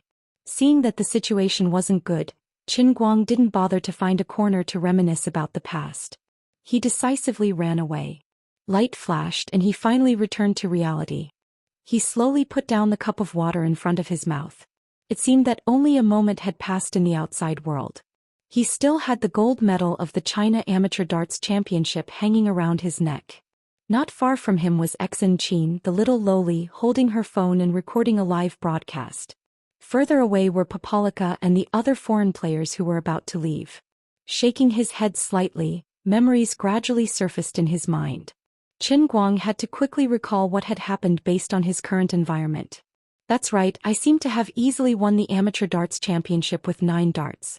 Then the Chinese contestants and the people from the Escort Association all knelt down and became my die-hard fans. I guess that the old men in front of the TV were also convinced.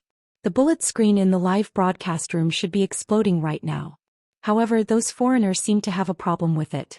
They felt that the old man had cheated and wanted to pressure the Escort Association to check if the darts used by the old man were deceptive. Then the old man of the Escort Association supported me and told them that this was China and that they didn't have the final say. Then this group of people left angrily. Before they left, they said something in a language that wasn't English. I didn't understand what they were talking about, so I wasn't in a good mood. Then I entered the world within Cup and was forced to learn 4,978 languages.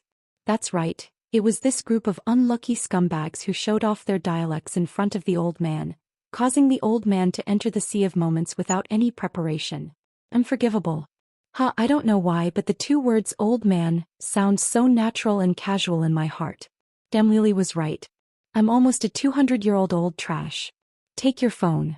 At this moment, Xin Qin suddenly leaned over and stuffed the phone into Qin Guang's hand. What are you doing? Although she looked calm, Qin Guang felt that she looked like an active volcano that was about to erupt. Xin Qin remained expressionless. Nothing much. I'm going to break their legs. Although I don't understand what they're saying, I know that they're definitely scolding you. Don't. Qin Guang stuffed the phone back into Xin Qin's hand and stood in front of her.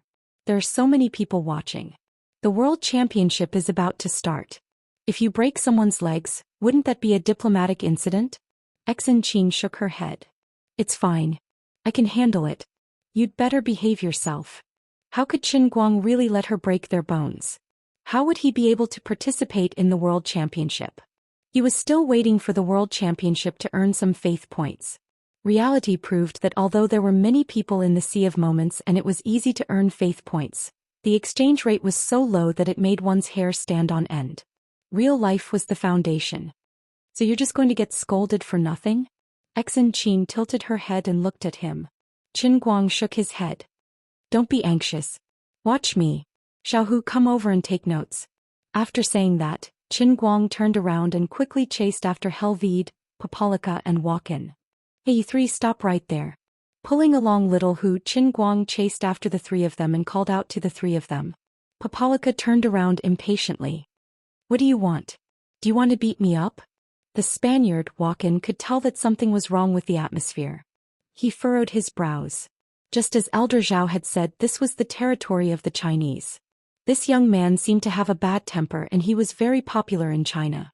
If there was a conflict between the 2 sides, the foreigners would be in trouble. Walken shielded Papalika behind him, indicating that he shouldn't act rashly. Everyone, the competition is over. As a permanent member of the World Darts Federation, I'm sincerely happy that a talented young player like Mr. Chen has appeared in China. However, if there's a scandal of someone beating up an international player during the competition, I'm afraid the consequences will be severe. The Englishman, Bant Wilkins, who had been indifferent to the matter, could no longer sit still. He turned around and said so. As the most successful darts player in history and a permanent director of the World Darts Association, he had the right to say such a thing. Liang Futsai quickly tried to calm Qin Guang down, afraid that things would get out of hand. What? Are you scared? Why weren't you scared when you were scolding us just now? Seeing that the situation wasn't in their favor, they immediately used their identity in the World Escort Association to pressure them. However, Qin Guang only smiled sinisterly. After such a long time he finally recalled what those fellows said in their native language or Spanish, and they were all extremely unpleasant to the ears. Helvide argued, "Don't talk nonsense. We weren't scolding anyone." Papalika also lied through his teeth. "We were obviously praising you just now, sir." Having been in a high position in the Sea of Moments for so long, Qin Guang had almost forgotten what it felt like to be scoundrel in front of others. Only a few seconds had passed in the outside world, but 200 years had passed in the Sea of Moments. But to him this once familiar feeling had become so strange, yet so familiar. He suddenly smiled. Although the Sea of Moments was good, living in it always felt like a dream. Because of the omnipotent faith points, it was too easy to obtain anything. Instead it gave him a strong feeling that it was unreal. Comparing the two, life in the real world was still more interesting. Experiencing life in the Sea of Moments with a heaven-defying hack was like rootless duckweed. Because the starting point was too high, it was inevitable that he would look at everything from the perspective of a bystander. But fighting with people in the real world, even if it was just a verbal argument, it was still fun.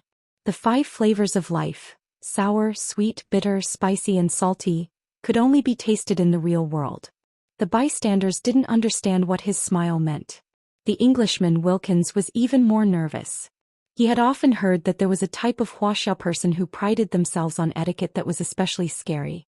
When he was yelling at you, there was still room for negotiation. But when he suddenly calmed down and smiled at you, it meant that he was going to beat you up. "Mr. Qin, don't do anything stupid," Wilkins hurriedly said. Even if Wuxia was expelled from the World Escort Association, it would not be worth it for them to get hurt here. "Wilkins, I am indeed very angry now, but don't treat me like a barbarian like them. As for whether they scolded anyone, I think they know very well in their hearts." Qin Guang didn't take Wilkins' threat seriously. "Of course we didn't." The matter seemed to have reached a point where it couldn't be stopped. Wilkins still refused to admit it. The 3 of them didn't expect this Wuxia person to be so persistent. If Qin Guang hadn't understood what the 3 of them were saying, he might have really let them go. But now that he understood, of course he wouldn't let it go. "Is that so? You and you, do you dare to swear to God?" Qin Guang pointed at Papalika, Wokin and Helvide. "Why? You are humiliating us. This is a shameful scandal." The 3 of them were guilty, so of course they didn't dare to swear. Just then a strange language came out of Qin Guang's mouth. It wasn't Mandarin, nor was it English. It was the language that the 3 of them had spoken when they were scolding Qin Guang. From the pronunciation to the words, it was exactly the same as what they had said before. F***ck, what kind of memory does this guy have? He actually remembered all of my weird pronunciation. The 3 of them were extremely shocked and began to panic. If he really memorized it like that, he might really be able to translate it to a linguist after this. It was very likely that they would be reported to the International Security Association, and it would become a big issue.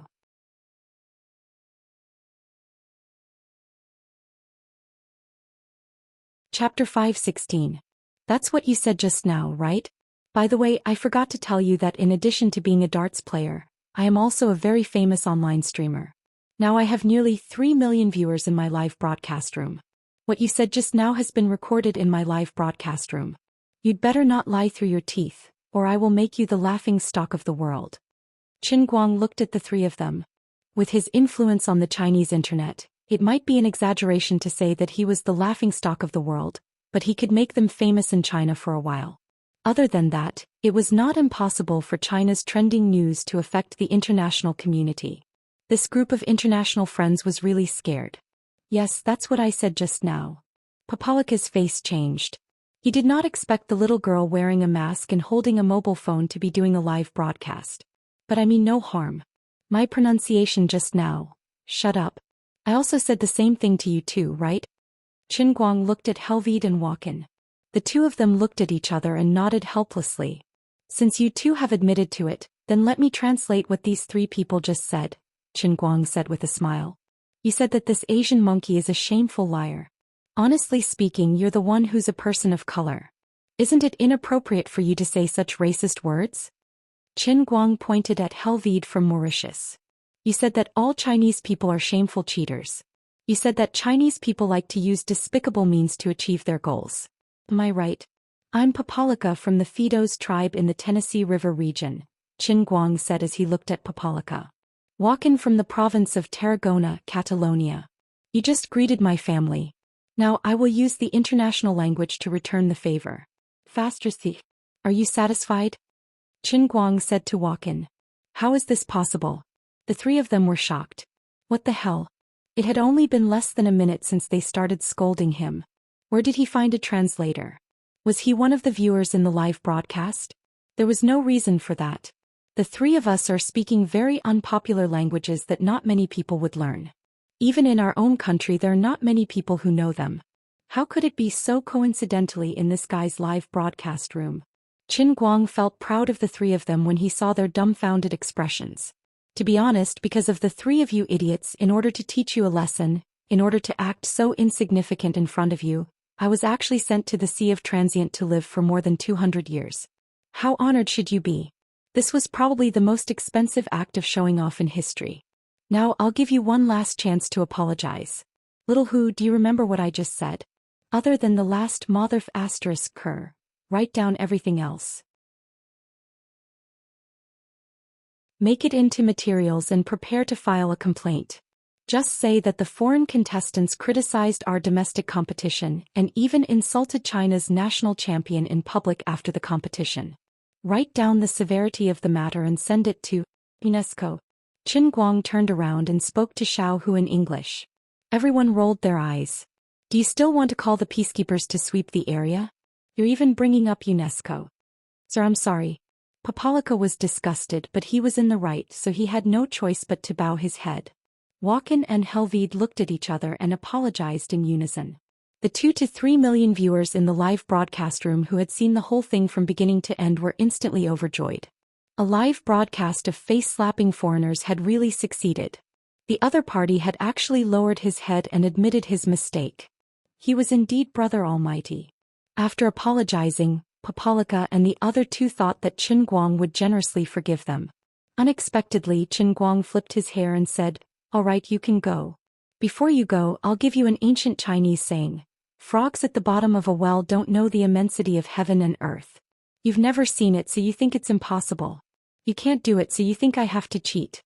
I'll wait for you at the World Championship. 9 darts. No matter what the competition is, no matter how far I stand, I still only want 9 darts." All the foreign players, including Wilkins, were already cursing in their hearts. *CK, this guy's style is different from the average Wuxia person. You don't have the demeanor of a great country. You're really petty. Our heads are already so low and you're still so ruthless? Qin Guang smiled as he watched the group of people run away dejectedly. I'm not targeting anyone. I'm just saying that everyone here is the old man's faith. Brothers, everyone, that's all for today's live broadcast. I'll see you at the World Championship the day after tomorrow. Qin Guang turned to Xen Qin's camera and gestured with his finger. He winked. Now that he had won the national championship, the production of the God of Darts statue had finally exceeded the 10,000 mark. Adding on the 29,000 that came from the Sea of Moments mine every day, it felt like a salted fish turning over a new leaf. Just as Qin Guang was thinking about this in his heart, the cup in his hand moved again. Inexplicably, thick white fog flew over from all directions in the sky, covering the sky and covering the earth. It even filled the entire indoor stadium. Qin Guang raised his hand slightly. He even felt that his body was wrapped up in the thick white fog, making it difficult for him to even lift his hand. It was as if his whole body had sunk into a swamp. What the hell is this? Is this faith? Where did it come from? Is it trying to drown me with this thick fog? His nose twitched and he smelled a familiar scent from the thick white fog. An ominous feeling rose in his heart, and his expression changed drastically. Faster, CK. He hurriedly shifted his attention away, no longer thinking about the white fog that was produced by the heavenly Holy Grail. The thick white fog outside finally faded in his perception and finally disappeared. Qin Guang raised the cup again and focused his attention on the 5 big and 1 small statues. After a long time he recovered with a pale face. He stared blankly at the ceiling and silently said, "Indeed, pornography is the #1 productivity of mankind." The pile driver statue was about to explode. According to the order of appearance, The pile driver was named Little Six. Now that Little Six had just made his debut, he had decisively destroyed the 10,000-year-old Aota statue. Little Six was no bigger than an inch nail. Disregarding the fixed output of 10,000 something in the Sea of Moments, in just a short while after connecting with everyone in the real world, its daily output had actually soared to 38,000 in one go. Now, the total daily production of faith had reached 97,500, and was approaching the 100,000 mark. The benevolent and wise sage Chen Guang couldn't help but feel sad for many people in this world. How stubborn must you all be to silently send so many faith points before the old man even started to advertise? You all don't need to advertise. Who is the strongest man in the world? Everyone, don't let your imaginations run wild. I'm not going to change my name or my surname. Chen Guang silently patted Little Hu's shoulder. That's right, this guy also sent as many as 5 points a day. This poor guy's married life must be super unharmonious. That pungent smell just now? Forget it, quickly forget about those unhappy things. Let's look at my inventory first. Previously in the Sea of Moments, I didn't use much faith points. After coming out, although I lost a lot of faith points from the Sea of Moments, to the point that it was almost zero, I didn't use up much of the more than 300,000 faith points that I saved before entering the Sea of Moments. Damn it, he suddenly realized something. A day in the real world was equivalent to a year in the transient sea. His exchange rate wasn't more than 200 billion to 29,000, it had to be multiplied by 365. Lori's cheating index has skyrocketed by 365 times. Forget it, she is a god. Her fist is bigger, so she has the final say. This exchange rate is indeed very unscientific, but Lori is a true god. He pays attention to theology and not science. The so-called theology does not reason with you. If God says the heavens are square, then the heavens must be square, let alone a small matter like this. Putting aside those unhappy thoughts, Chen Guang began to feel happy again. According to the current situation, it probably wouldn't take more than a few days to save 600,000, and it wouldn't be so far-fetched to save 6 million. He calculated the time in his heart. Anyway, he was already in Beijing. After participating in the World Darts Championship, he also promised his right-hand woman to go to their whatever concert. Wu Tong was also in Beijing. Although he didn't know where she was training in seclusion, it wouldn't be right for him to come here without telling her. Most importantly, he couldn't get in touch with Wenwen recently. Although Chen Guang knew that she wouldn't encounter any trouble with her ability, he still couldn't stop worrying about her. If she really had any troubles, dragging her to play a few rounds of games to relieve her feelings would be considered being a good friend. Therefore, he estimated that he wouldn't be able to return to Beijing anytime soon. It was better to call Shui Lin, his cheap disciple, and ask her to come to Beijing herself. On the other side, Chen Guang sat in the car and called Shui Lin. He happily said that he would set off immediately. On the other side, Chen Guang saw that Exin Qin didn't get into the car. She looked troubled. Having known her for so long, Chen Guang had never seen this little girl distressed. What's wrong? Chen Guang got out of the car and asked. Exin Qin shook her head slightly. Nothing. She looked like she didn't want to talk about it anymore. Then she sat down in the car. Guys, the competition is over. Do you want to travel somewhere? The driver arranged by the Escort Association in the front row turned around and asked. He was quite curious about the relationship between these two. They looked like brother and sister, but there was no warmth in their conversation. Especially this ridiculously cute little girl. From time to time she would sweetly call Mr. Chen brother, and from time to time she would suddenly go crazy and put on a cold face. He was simply crazy. No, let's go back to the hotel. Chen Guang had a lot on his mind and wasn't in the mood to travel. Back at the hotel, Exin Qin still grabbed the computer to organize the videos. He was typing furiously on the keyboard. Her movements were so fast that Chen Guang was dazzled. Those who didn't know what was going on would think that she was torturing the keyboard, but Chen Guang knew that every time she made a video, the editing was very beautiful. The number of fans on Weibo had increased again. Recently, the content of the comments below basically revolved around the darts competition. Everyone seemed to have gradually adapted to the omnipotence of the almighty Superman. In any case, he crushed whatever he did. Today there was a new hot topic. During the live broadcast, he caught a few of Papalika's unfriendly international friends and scolded them. Enthusiastic fans had made a video of it and posted it on the internet. Walken's Catalan dialect was translated by some Spanish experts, and it was exactly what Qin Guang said. But for the other two indigenous Indian languages and the Mauritian indigenous language, no one could say anything about them no matter how noisy the internet was. But without a doubt, when Qin Guang explained the meaning of the two languages, the two foreigners lowered their heads. Their faces were full of fear and helplessness after their prank was exposed. This meant that what Qin Guang said was right. He really wasn't making a wild guess. That was scary.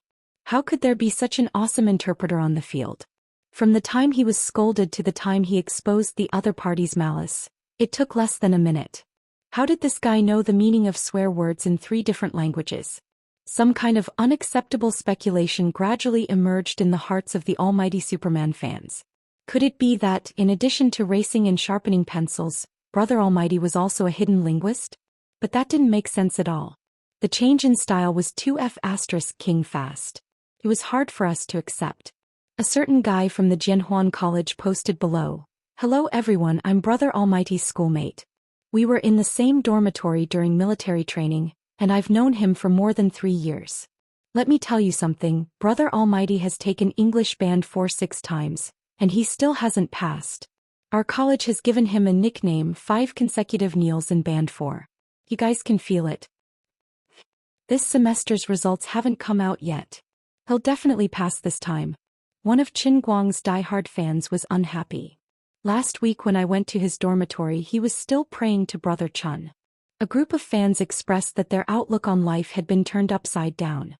Fortunately, a Spanish expert stood up to change the topic.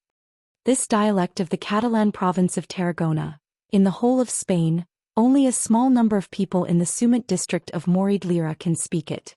There are no more than 500,000 people in the world who have mastered this language. This language is also a relatively unorthodox dialect in Spain, and the pronunciation is very different from the orthodox Spanish, just like the relationship between our country's Wunong Ruo and the official Mandarin. I can understand the meaning after repeated replays, and it's also because I'm currently living in the Sumat district. I really can't understand how Mr. Qin Guang can understand it. This was the evaluation of the Spanish expert. I'm a Chinese American. My family has been living in the United States for more than 3 generations, and I'm currently studying Native American linguistics. I'm sure that Papalika is speaking some kind of Native American language, but I can only determine a small number of the simplest words, which are similar to the meaning of Chinese. I'm currently contacting my Native American classmates, and I'll give you an accurate translation in half an hour. In any case, this short clip had clearly caused quite a stir on the internet, purely because it was too unreasonable and too sci-fi. After scrolling through his Weibo, Qin Guang browsed through the embarrassing female fans' photos in his private messages one by one. He turned around and noticed the short clip on the video website. When he opened it he was also shocked. The number of comments had already reached 5,000, and the number of hits had exceeded 1 million in 2 hours. This was going viral. Damn it, who uploaded this video? My advertising fees have been taken away by this bastard. Forget it, I don't lack this bit of money right now. I reckon that little Tsong will send me a large sum of money tomorrow morning, and today's livestream is quite profitable. He quickly fell into another train of thought. Up until now he had only not been able to erect a statue of God in the world in a cup at the spirit sky level. He didn't think about English, there was no hope. Teal an arm? In this regard he was like a cow gnawing on a pumpkin, not knowing where to start. It wasn't that he didn't try it in the Sea of Time, but he lost to a mere sea emperor in arm wrestling, so he instantly gave up on it. But including English he had mastered 4,979 foreign languages. Of course there was no hope for English alone, but if he took out nearly 5,000 foreign languages he could easily beat the entire human race, okay? This statue of God was very easy to erect. He didn't even need to display all of them, he could just pull out 200 or 300 and people would kneel to the point of breaking their knees, okay? The statue of One Line Sky was more or less different from the statue of Spirit Sky, right? When he thought of this he couldn't suppress his excitement. On the other side, Xin Qin, who had just finished uploading the video online, also noticed the commotion. She turned around from her swivel chair. "Big brother Qin Guang, how did you understand what those people said today?" Qin Guang laughed, thinking I was just about to show off and you came to ask me, are you an actor sent by God to cooperate with me? Little sister, please pay attention to your words. The person standing in front of you is the greatest linguist in human history. I'm not bragging. As long as it's a language that people on Earth speak, there is no language that I can't understand. He still had to keep a low profile outside, but in front of his own people he naturally had to speak his mind and not hide his abilities. After saying that, Qin Guang looked at Xianxia with a smile, waiting for her to look at him with an expression of worship. I don't believe you. He never expected that Xianxia, one of his own people, would actually undermine him. I'll just say something casually, and if you can translate it, I'll believe you. Seeing Qin Guang's face turn dark, Xianxia slightly tilted her head, giving him another chance to prove himself. Say it. Shibaya Madai Luo Kutagu Jie. Qin Guang, damn dog, don't do it for the tribe. Go play the victory.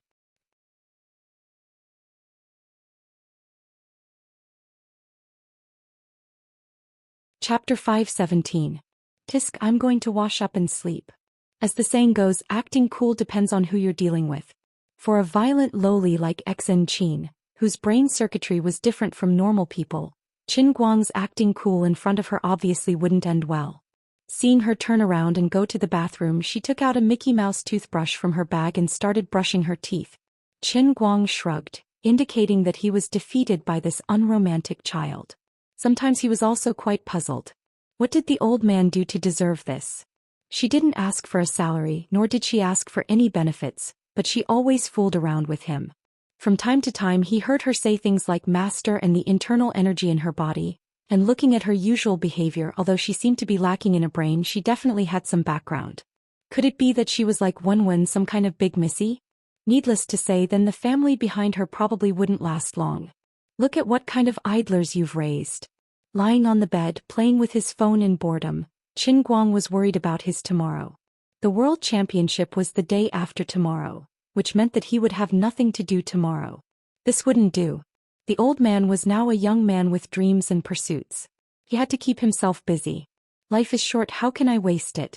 Just as he was letting his imagination run wild, he suddenly opened WeChat and clicked on Jiang Yage's profile picture. Although he didn't want to admit it, deep in his heart he really hoped that Jiang Yage would take a bigger picture. In the end he didn't see the bigger picture, but the picture in front of him made his scalp go numb. Good luck for the competition the day after tomorrow. It's a pity that I have to prepare for a concert and can't watch it live. Remember to come to the concert at night. Oh right, Sister Shuiwei and I went to Australia last week and happened to visit the master craftsman Jamie Laurent. I pestered him to make a watch strap. Do you like it? The photo that Jiang Yage sent was the work of Jamie Laurent. There were artistic words printed on the outside of the leather watchband. On it was written in English, left and right hands and light. The artistic words looked like a painting and were very charming. In fact, with Qin Guang's outlook on life, he really didn't understand the special purpose of finding a master to make a watchband for a watch. It was purely because he had too much money. The core function of a watch had already been replaced by a mobile phone. When he was poor, he felt that spending more than 1,000,000 yuan on a watch was a very crazy thing to do. Now that he was rich, he somewhat understood the feelings of those who bought luxury goods. They had too much money and wanted to buy the best of everything. For a watch that had a certain function and could also be used as jewelry, it was not a big deal to spend more than 1,000,000 yuan. The necklaces that people hid in their clothes and could not be seen by others were easily worth millions. But it's fine if you buy a watch, but if you go and find a master to buy a watch strap, that's too much. What's even more embarrassing is that I've already resold the watch. Qin Guang went to search for who Jamie Laurent was, but he couldn't find much information about him. He only saw someone mentioning him on a forum. It was said that this person was the most famous leather goods master in Australia. His style was so high that it made people's hair stand on end. The leather bags he made were worth 10 Louis Vuitton at the very least. Even a random leather watchband he made was worth tens of thousands of dollars. Qin Guang wanted to curse. You're telling me that a piece of leather the width of 2 fingers is worth tens of thousands of dollars? Are you King kidding me? The world of the rich was really scary. Wait, that's not right. The old man should be considered a rich man by now. It wasn't too much to wear a watch worth more than 1,000,000 yuan, and a watchband worth tens of thousands of dollars was also acceptable. But I don't have a watch now. How can I explain it to her? For a moment he only felt extremely melancholic. Back when he sold the Patek Philippe that he had given to himself, frankly speaking, he didn't feel any guilt. At that time, Qin Guang and Jin Jiang weren't very familiar with each other, and he wasn't pretentious enough to want to be friends with the two superstars. He was just a poor student who was lucky enough to save their lives, and they gave him a gift out of gratitude. Then the gift was mine and I could do whatever I wanted with it. After that, we would go our separate ways and have nothing to do with each other anymore. It was that simple. Back then he was so poor that he viewed his relationship with Jin Shuiwei and Zhang Yage purely as a businessman. Without Qin Guang they really would be dead. If their lives were only worth a few million yuan, that would be a pure insult. Their combined income of hundreds of millions of yuan every year had been a regular on the Forbes celebrity list since they were 16, and had never fallen out of the top 10. The kindness of saving their lives was completely settled with a watch worth more than 1 million yuan. They had made a lot of money, okay? His mother was also waiting for money to save her life. The Patek Philippe took it with its left hand and sold it with its right hand. He didn't owe them anything and they didn't owe him anything either. But later, Qin Guang didn't expect that Jin Shuiwei and Zhang Yage would really treat him as a friend, and that they would be so generous. When dealing with Wang Ren and Su Lijing, they even said that he was Jin Shuiwei's boyfriend. The word boyfriend was easy to say, but for a young female artist in her 20s, it almost ruined her future. This straightforwardness and loyalty were comparable to that of his and Zhu Xian's, who had grown up together. Although it was inconceivable and hard to understand, Qin Guang knew that the two of them really regarded him as a friend. There was no need to thank them with words, and it would be hypocritical to say too many polite words. Until now, although Qin Guang didn't always say thank you, the position of Jin Shuiwei and Zhang Yage in his heart was no longer the same as before. Jin Shuiwei and Zhang Yage had indeed refreshed his view of celebrities. Although they were glamorous and aloof on TV, accompanied by bodyguards everywhere when they went out, they were still true girls in private. Once they found you pleasing to the eye, they would really be willing to sincerely treat you as a friend. This made Qin Guang very touched and happy. He also remembered the kindness of others, and had already opened his heart to the two of them. After watching your video, oh no, anyway, we will be real friends in the future. After inexplicably becoming true friends, it didn't seem right for him to sell the gift that the girl had carefully prepared for him. It was Bronte Comet's work, and it was even a super limited edition with their artistic signatures embedded on it. Originally, he had almost forgotten about Patek Philippe. The matter was over, and the debt of gratitude could be slowly returned in the future. But suddenly Zhang Yage made such a statement which caught him off guard. Qin Guang hesitated. He might as well confess to the two of them and tell them directly, "I sold your watch?" No, it was too shameful and it would make others sad. When a woman gave a man an expensive watch, it often had a different meaning. It was to make the man look down at the watch from time to time and think of them when he saw the watch. Perhaps this was the intention of the two of them when they inlaid their names on the watch in the first place. Silently putting down the phone, Qin Guang's mind was filled with confusion. He didn't dare to reply to Zhang Yage's text message at all, and could only think of a way to save himself. Should I lie to them and say that I left the watch in Wujing and didn't bring it with me? That would be useless. He could hide from the monk, but he couldn't hide from the temple. They had already bought the leather belt worth tens of thousands of dollars, and he couldn't let them plant it in their own hands. With Zhang Yage's character, what if she suddenly attacked him one day and jumped in front of him in Wujing? Dang dang dang dang. Give me the watch, I'll change the tape for you.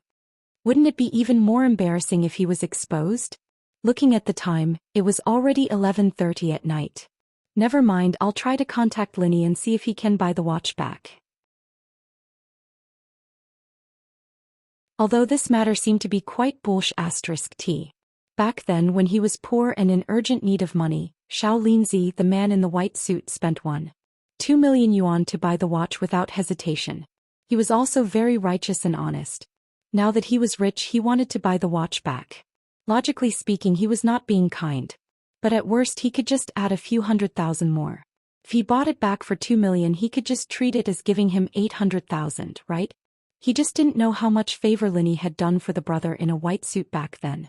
Maybe it would make Linny a little embarrassed, but weren't brothers meant to be cheated? Compared to making Zhang Yage and Jin Shuiwei sad, there was no psychological burden at all to cheat Linny. "Brother, what are you doing? It's already so late. On the other side of the phone, Linny was feeling a little drowsy, and it seemed that he was about to fall asleep. What are you doing? It's only 11:30 and you're already asleep? Do you think I'm as restless as you? My biological clock is super scientific, okay? Lin Jingwei defended himself. Linny, who is it? Tell me. Is it one of your childhood sweethearts? Next to him, Gao Ye's voice was even more drowsy. Qin Guang.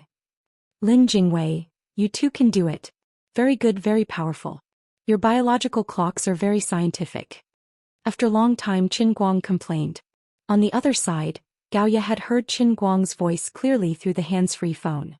She blushed and said in a husky voice, I'm Lin Gingxin, Jingwei's cousin. Lin Gingxin, the almighty Superman Qin Guang? I like your racing videos very much and I'm your fan. Please pay attention to my new movie. Gao Ye, don't pretend to be a man. You two are not real. Qin Guang interrupted Gao Ye. Pooh. Gao Ye spat and ran off to somewhere unknown. Brother, why did you call me so late? After Gao Ye ran away, Lin Gingxin asked with a bitter face. Qin Guang forwarded the picture of the watch that Jiang Yage had sent to Lin Jingwei on WeChat, and then said, Can you contact the white guy who bought my Patek Philippe watch? I want to buy the watch back. But I'll raise the price. I have about 2 million in cash now. I'll raise it by 800,000. Lin Jingwei's face became even more bitter. Brother, this is embarrassing. Money is not a problem. Qin Guang said anxiously, There's no other way. Jiang Yage said she found a leather goods master called Jamie Laurent to make a watch strap. One piece of leather is worth tens of thousands of dollars and she wants to give it to me. I'm very depressed now. A watch strap made by Jamie himself? He even designed a special artistic font. He had to do a lot of favors to get it. Jiang Yage really cares about you. If I were her, I would be so angry that I wouldn't be able to eat for 3 days if I knew you sold the watch. Lin Jingwei also realized the seriousness of the problem. Don't talk about Xianxia anymore. I've already realized my mistake. I feel guilty. Lin Jingwei agreed. You're worse than a beast. That's right. You heartless and unscrupulous scum. Yes. You're such an ingrate who eats people without spitting out the bones. You're right. That's enough. Say something useful. I turned on the recording. Do you believe I won't clip your conversation with Gao Ye and send it to the class chat group? Lin Jingwei admitted defeat after scolding him twice. Brother, I was wrong. I'll call Brother Xiaobai and see what he has to say. The Brother Bai he was talking about was the young man in a white suit who bought the Patek Philippe watch for 1.2 million without batting an eyelid. Like his name, his clothes and surname were very white. 5 minutes later, Lin Jingwei called back. This is embarrassing. What did Brother Bai say? Brother Bai said that I can take the watch back, but I have to agree to one condition. Is it a price increase? Now that he was not short of money, Qin Guang felt that any problem that could be solved with money was not a problem. No. Brother Bai is right. You have to step over his dead body. Damn it. It's just a watch. Is there a need to do this? What kind of godly condition is this? He also said something else. What? He will beat you up every time he sees you. He won't even give me face, Lin Jingwei said. At this moment, Qin Guang had an uneasy feeling in his heart. He's not finished. Qin Guang was about to break down. Can you finish the bad news in one go? You're going to kill me. He has to go to the concert the day after tomorrow with the watch. He will expose you on the spot and tell Jin Shuiwei that you sold the watch they gave you. Did Brother Bai have a grudge against me in my previous life? Was there a need to set me up like this? Qin Guang was about to explode. Lin Jingwei shook his head. I don't know if there was a grudge in your previous life, but there must be a grudge between you and him in this life. He has been chasing after Jin Shuiwei for 8 to 9 years since they were teenagers. Now that you've become Jin Shuiwei's fake boyfriend, he might not have thought of this if we didn't mention it today. Let's give him a reminder. Then why did you introduce him to me? Who would have thought that you would be so good at stirring up trouble? Even Jin Shuiwei had to fake a relationship with you to protect you. Only the few of us knew it was fake. Brother Bai must have thought it was real. He hates you to death. So you're blaming me? It's hard to guard against life's events. Can you at least give me some constructive advice? Lin Jingwei thought for a long time. Brother Guang, I do have a constructive suggestion. What do you mean? Steal. Steal your sister. Stealing something worth more than 1,000,000 yuan? Your suggestion is very constructive. You're building a jail cell for me. It's fine. You just have to pay me after this. Brother Bai's circle will not sue you for something worth more than 1,000,000 yuan. This kind of thing was about something else, a matter of face. Actually, he and I are very close, but he doesn't have much hope of wooing Jin Shiyue. He's just trying to save face and teach you a lesson. I'll admit it to you. Brother Bai and I grew up together. I can take responsibility for this. At most he'll pull my ear and scold me. Qin Guang understood what Lin Jingwei was trying to say. Both sides were close friends, and with Lin Jingwei in the middle to mediate, this matter was neither big nor small. After chatting for a while, Lin Jingwei decided to meet him at the hotel the next morning. They were going to Brother Bai's headquarters in Beijing. It was said that he couldn't bear to wear the watch after he got it, so he kept it in his office as a souvenir. At this time, Bai Hua had no idea that these two great thieves had already set their eyes on Jin Shiyue's souvenir. When it comes to relationships, there's no right or wrong. If it wasn't for Qin Guang's interference with Bai Hua and Jin Shiyue's family background, as long as Bai Hua worked hard, he might really become Jin Shiyue's fiancé in the future. However, from the moment Jin Shiyue announced that Qin Guang was her boyfriend, Bai Hua had no chance in this lifetime.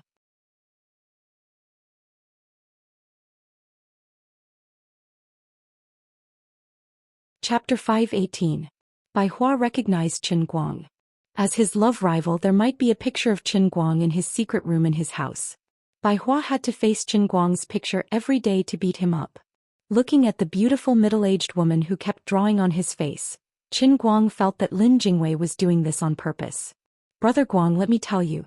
In the whole of Beijing, no, in the whole of China, you won't be able to find a better makeup artist than Sister Hua. I know that, but why do I have to dress up as a woman? Brother Xiao Bai has a very strong memory. As long as he sees someone once, he will definitely have an impression. If you don't change your appearance slightly, he will recognize you at a glance. We are going to steal something. We can't just rob him. Don't make me do something big. Lin Jingwei took out his phone and explained. Qin Guang looked at him fiercely. You call this changing my appearance? Put your phone away, or I will strangle you to death. Awkwardly putting his phone away, Lin Jingwei helplessly shrugged. Brother Guang, we're doing something we're guilty of to begin with, so you should sacrifice a little. Don't talk about dressing up as a woman. The robbers in the movies will do anything to steal some famous paintings. Offering a chrysanthemum is a small matter. What about us? Don't worry. This matter will only be known by the heavens, the earth, you and me. I promise I won't let a third party know. I won't even tell Gaoya. When you close your eyes, today will be over. Tomorrow you will still be the handsome you and not the sissy you today. Qin Guang pointed at Sister Hua. What about her? Lin Jingwei nodded seriously. It's fine. After she finishes doing your makeup, we will kill her. Sister Hua didn't care. She covered her mouth and laughed. Oh, that's scary. Ever since young Master Lin went to study at Wujing University, he's getting better at joking with people and he's getting more and more humorous. Lin Jingwei pointed at Qin Guang. It's all his fault. Sister Hua took another look at Qin Guang. She remembered Lin Jingwei's temperament in the past. Although he was not a playboy, he hated evil and had a bad temper. It was impossible for him to be ordered around like today. She couldn't help but wonder who this handsome young man was to be able to make young Master Lin live like a completely different person. Shaolinzi, I'm serious. I'll accept the makeup, but I can also change my appearance a little, right? There's really no need to turn him into a woman, right? Qin Guang still refused to give up. Lin Jingwei couldn't be bothered to talk to him anymore, so he placed the phone in front of Qin Guang. You can first take a look at Brother Xiao Bai's life story, which is this Bai Hua. I'm not trying to trick you. If you don't put on a completely subversive makeup, he will really see through you. Qin Guang rolled his eyes. Is he that amazing? Then he was speechless. Bai Hua, the current deputy general manager of Huaxia Tianjin Energy Group, was 23 years old. He entered the University of Science and Technology at the age of 12 and graduated at the age of 14. At the age of 16, he entered Cambridge University through special channels to obtain a double doctorate in psychology and economics. At the age of 18 he passed the bar exam and became an official employee of the largest law firm in Europe. At the age of 22 he returned to China to work and was quickly promoted to the position of Deputy General Manager of Wuxia Tianjin Energy Group. He was currently in charge of the Middle East and Europe business of Tianjin Energy Group. Qin Guang sucked in a breath of cold air. Damn it, this son of AB** Teach was just like Tang Ying's brother Tang Xiaokai. Both of them were living AF** king life. Now you know how powerful I am, right? I have to say brother Xiaobai is really a genius in our generation. I'm being modest when I say he has a good memory. He's a freak. Also, you know about the profession of a lawyer, right? What is he best at? He would pick holes in every word someone said in every detail of the case. Not a single clue could escape his eyes. If I don't change your gender, you won't be able to hide it from him at all. Qin Guang flipped the table. Damn it. You're going alone. I'm not going. Lin Jingwei chuckled. My brother, it's hard to find a brother like me even if you look for a lantern, right? Such a big thing, such a big pot, I've helped you take it. How can you let me go alone? You're not worried? Aren't you afraid that I'll mess things up and brother Xiaobai will lock the limited edition Patek Philippe in the bank's vault? Where are we going to get it then? Alright, you don't have to say any more. Let's do it. He had dug a hole for himself so he had to fill it up with tears. Qin Guang had to bite the bullet and drag Shaolin down with him. He did not want to back down at the last minute. That was why he did not like to owe people favors. Sooner or later he would have to return all the favors that he owed others. With that thought in mind, Qin Guang lifted his head and looked at Lin Jingwei. He suddenly felt that this debt of gratitude was a never-ending cycle. To be honest, he owed little Linny again. Forget it, he did not have to return it anyway. No wonder Sister Hua was known as the best makeup artist in Beijing. 2 hours later she had completed the extremely difficult sex change makeup for her. Even though it took her 2 hours, the effect that she managed to achieve was something that those with lower standards might not even be able to achieve in 6 to 7 hours. Lin Jingwei smiled with his eyes squinted. Sister Hua, you're amazing. I can't even recognize Brother Guang at all. You're practically a supermodel. You have a spot in this year's Victoria's Secret fashion show. Sister Hua chuckled. It's all right. It's all because Mr. Qin has a good foundation. His facial features are exquisite and he usually looks handsome. Even after the sex transformation makeup he still looks perfect. It's like nature itself. No. Ugly people always do mischief. Sister Hua, you're the best. Can you two give me a mirror so that I can look at myself? Qin Guang looked at the two of them who were judging him, especially Lin Jingwei's smirk. He wanted to strangle him to death. Brother Guang, I suggest that you don't look at it. You'll be mesmerized to death. Also, can you stop talking? You're ruining the beauty. 5 seconds later, Lin Jingwei submitted to Qin Guang's fierce gaze and handed him the mirror. Damn. I've fallen in love with myself. Looking at the person in the mirror, Qin Guang couldn't believe his eyes. Forget it, he shouldn't say too much. He was afraid that his stomach would hurt if he said too much. In short, it was what Lin Jingwei had said. A supermodel with European and American style. But this was him. If you dare take out your skirt again, I'll really kill you.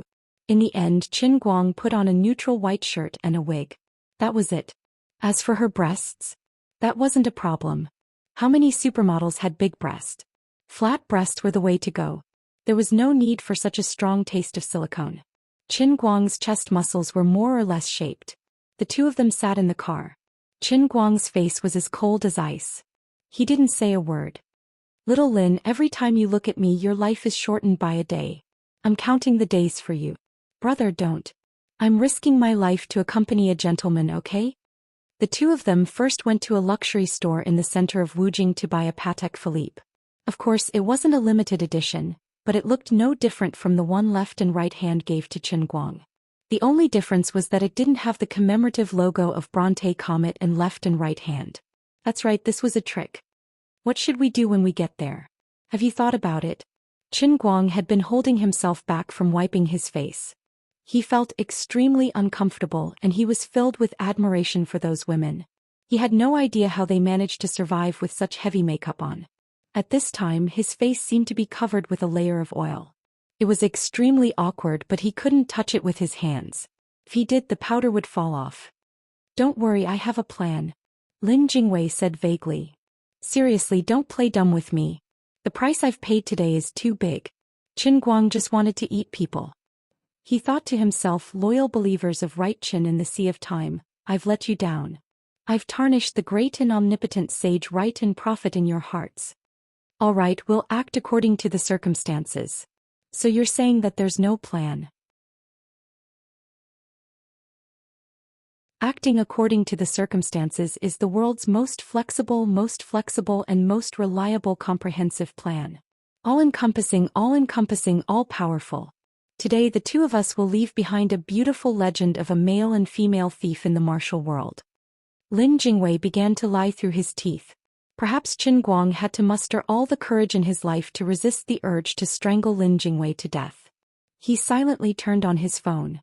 He didn't want to talk to Lin Jingwei anymore, so he opened his class's group chat to see if Lin Jingwei had taken any photos and sent them out.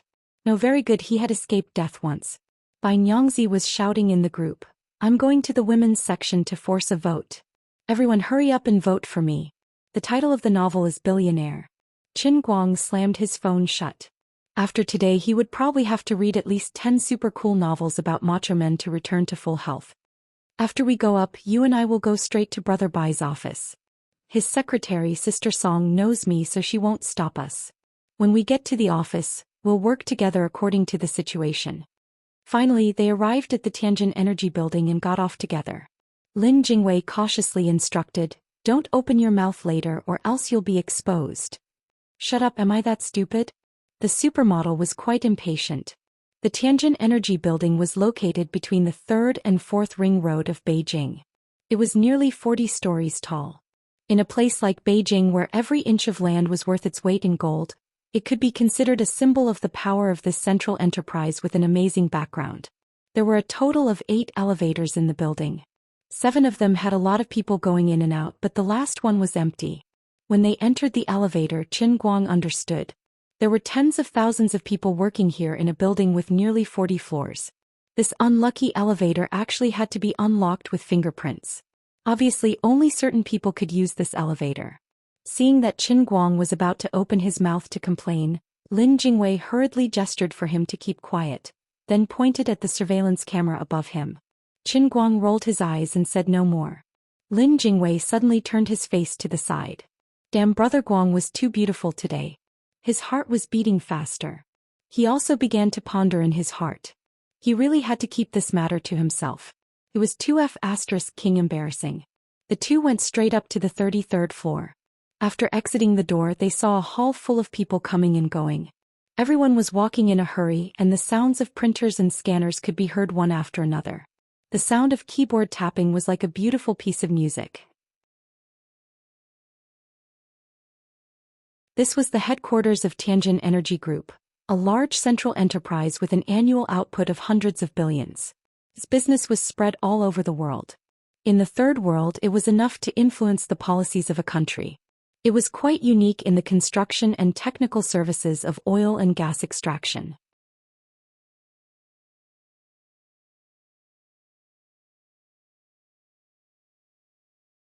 Chapter 519. Qin Guang's gaze passed through the glass at the front desk and looked inside. The densely packed cubicles were filled with attentive office workers. From what he could see, there were at least a few hundred people who were busy with something. Little son, have you prepared the materials for tomorrow's meeting? Check it again. There can't be a single mistake. The words must be appropriate and the meaning must be clear. Manager Jiang, the Saudi Alam Company's quotation for the installation of the pipeline has come back. They still have complaints about our high-temperature work fees.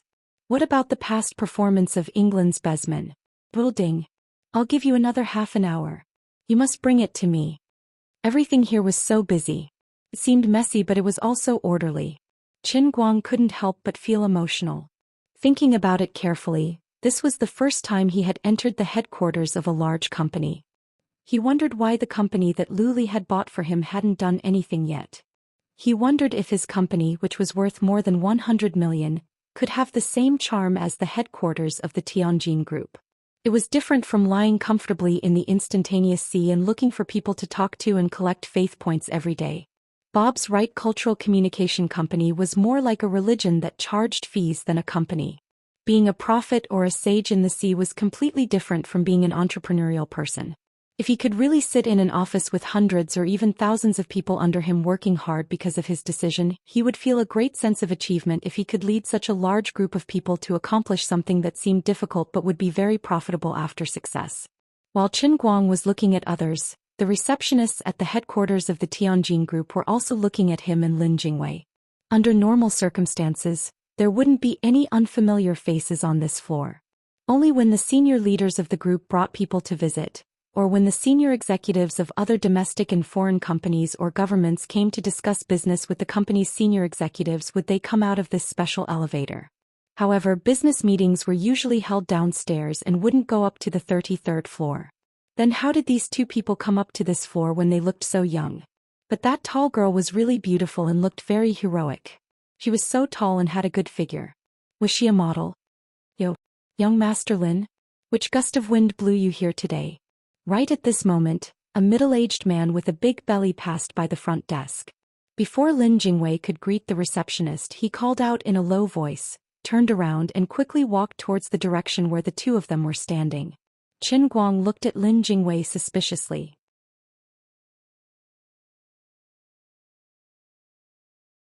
In fact, he had felt that Lin Jingwei's family was not ordinary since he was a freshman. However, he never took the initiative to mention it and Qin Guang was too lazy to ask.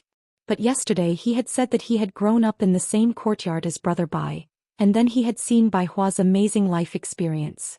It was true that Bai Hua was indeed a monster, but to be able to sit in the position of Tianjin Energy Group's deputy general manager at such a young age, it was impossible for him to just use a genius cheat and be done with it. He also needed a backer cheat. Only by using both cheats could he achieve great things. Then what about Lin Jingwei, who lived in the same courtyard as Bai Hua? Qin Guang narrowed his eyes and looked at Lin Jingwei. Thinking about it carefully, didn't this guy's background also go through the roof? When the middle-aged fatty greeted Lin Jingwei, it was not an act. He was truly surprised. His attitude towards Lin Jingwei was respectful from the bottom of his heart, and he was unreservedly happy to see the real person. Damn it, the people around me are all monsters, but I'm just a loser. What do you want me to do about this? It's okay. Fortunately, I have Lioli and the Heavenly Holy Grail. Thinking about it carefully, I still have a stronger backer. You are. Lin Jingwei actually couldn't remember what this guy's name was. Hehe. Young Master Lin, you are really forgetful.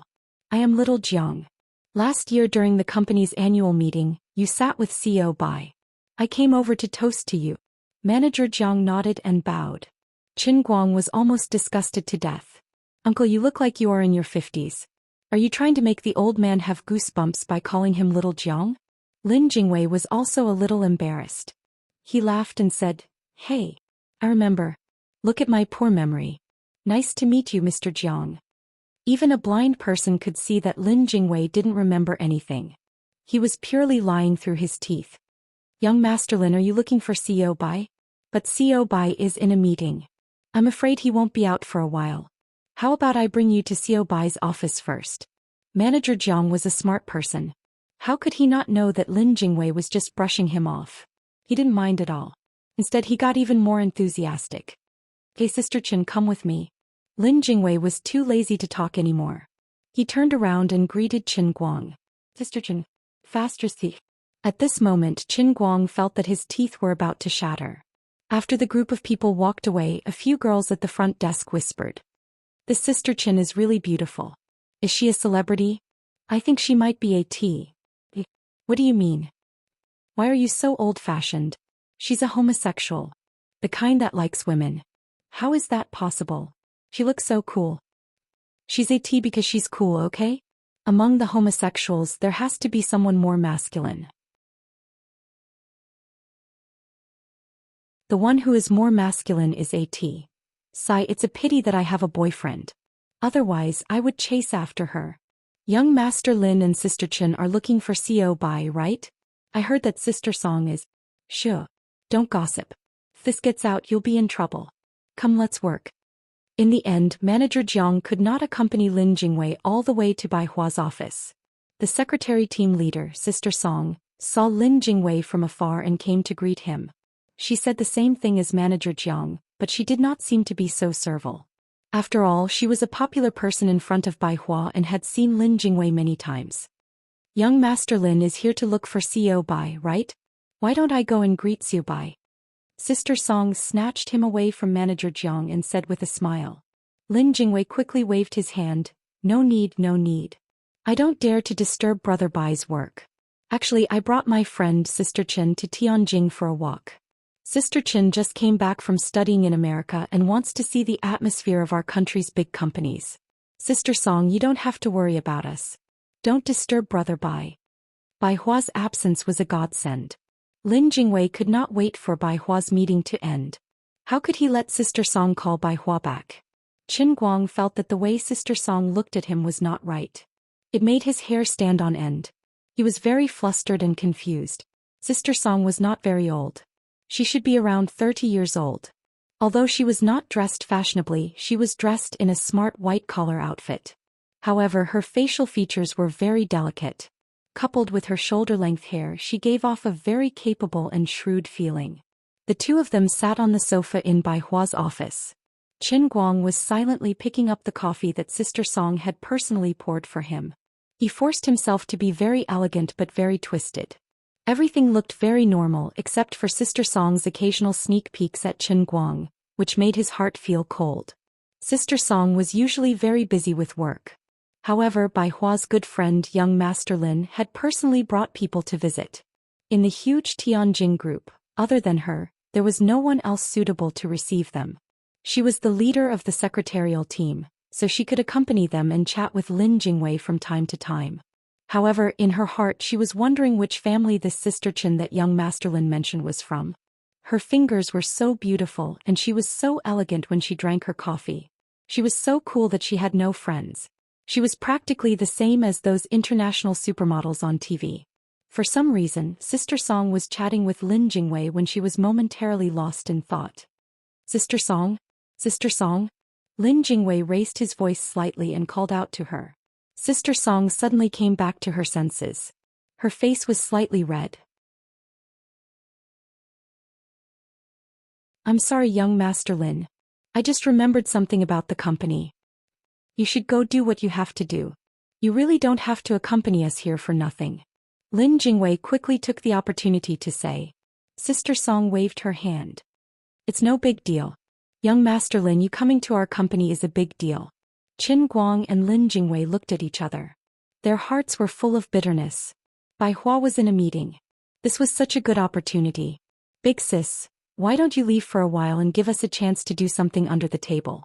The three of them sat in the office for more than half an hour. Sister Song was indeed a strong woman in the workplace. Although most of her attention was on Qin Guang, she was still able to chat with Lin Jingwei. They talked about life's dreams, astronomy, geography, left and right hands, and the recently released Tears for a Nation. Then they talked about Lin Jingwei's own environmental science and the business connections of Tianjin Energy Group. There was actually no awkward silence. Sister Song was very satisfied with her performance today. She had once again received President Bai, a childhood friend with an amazing background, perfectly. Such a difficult task.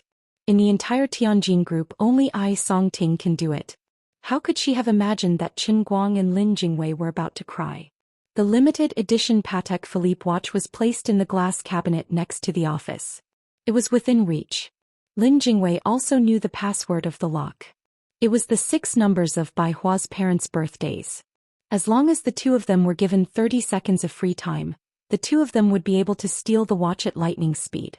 However, it wasn't that the two of them weren't capable, but that the enemy was too capable. Big sis, why don't you leave?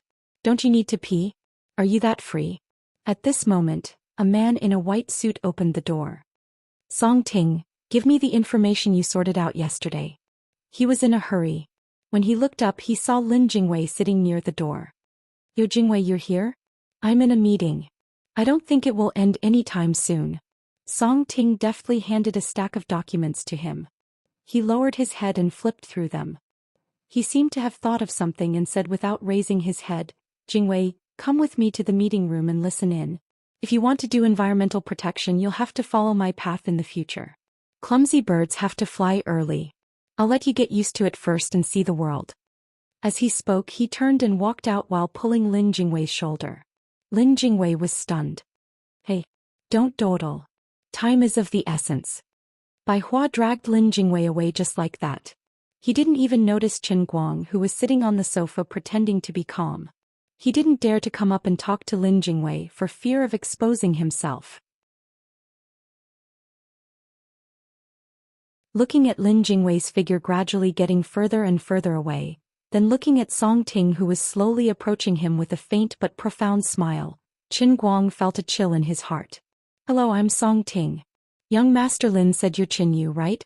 Nice to meet you. Song Ting stood in front of Qin Guang and smiled at Qin Guang enthusiastically. Can I have your number? Qin Guang looked up at Song Ting and screamed in his heart. Who's going to save me? According to the old man's experience, this chick is a woman. She has feelings for me.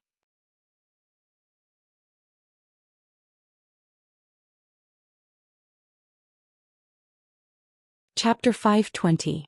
Now that my shield Lin Jingwei is gone, can I pretend to be mute in front of her? Qin Guang thought to himself. Song Ting gently sat down again and leaned against Qin Guang. The distance was very close, but there was no unnecessary skin contact. As a professional, she was able to express this level of intimacy just right. She could also let others feel her closeness, but it wouldn't make the other party wary. Song Ting had learned a lot when she sat down. Of course, the prerequisite for all the above techniques was that the person she was approaching had to be a real woman. But the person sitting here was Qin Guang, a pure man who would definitely expose himself the moment he opened his mouth. At this moment there were only two words in Qin Guang's mind. I want to die. Is your throat not feeling well? I have a throat treasure in my desk drawer. Do you want me to get one for you? Song Ting was still smiling sweetly. The more she looked at the side of Qin Guang's face, the more she felt that this chiseled face was filled with a breathtaking heroic spirit. This was a perfect woman who was so cool that she had no friends. Just as some rumors in the company said, Song Ting was indeed a lily lover. This was almost an open secret, but it did not affect her survival in the workplace. She was able to become Bai Hua's most trusted secretary because of her smart and capable work ability, and it had nothing to do with her sexual orientation. On the contrary, this made it so that she would never have any workplace scandals with Bai Hua. Qin Guang opened his mouth slightly.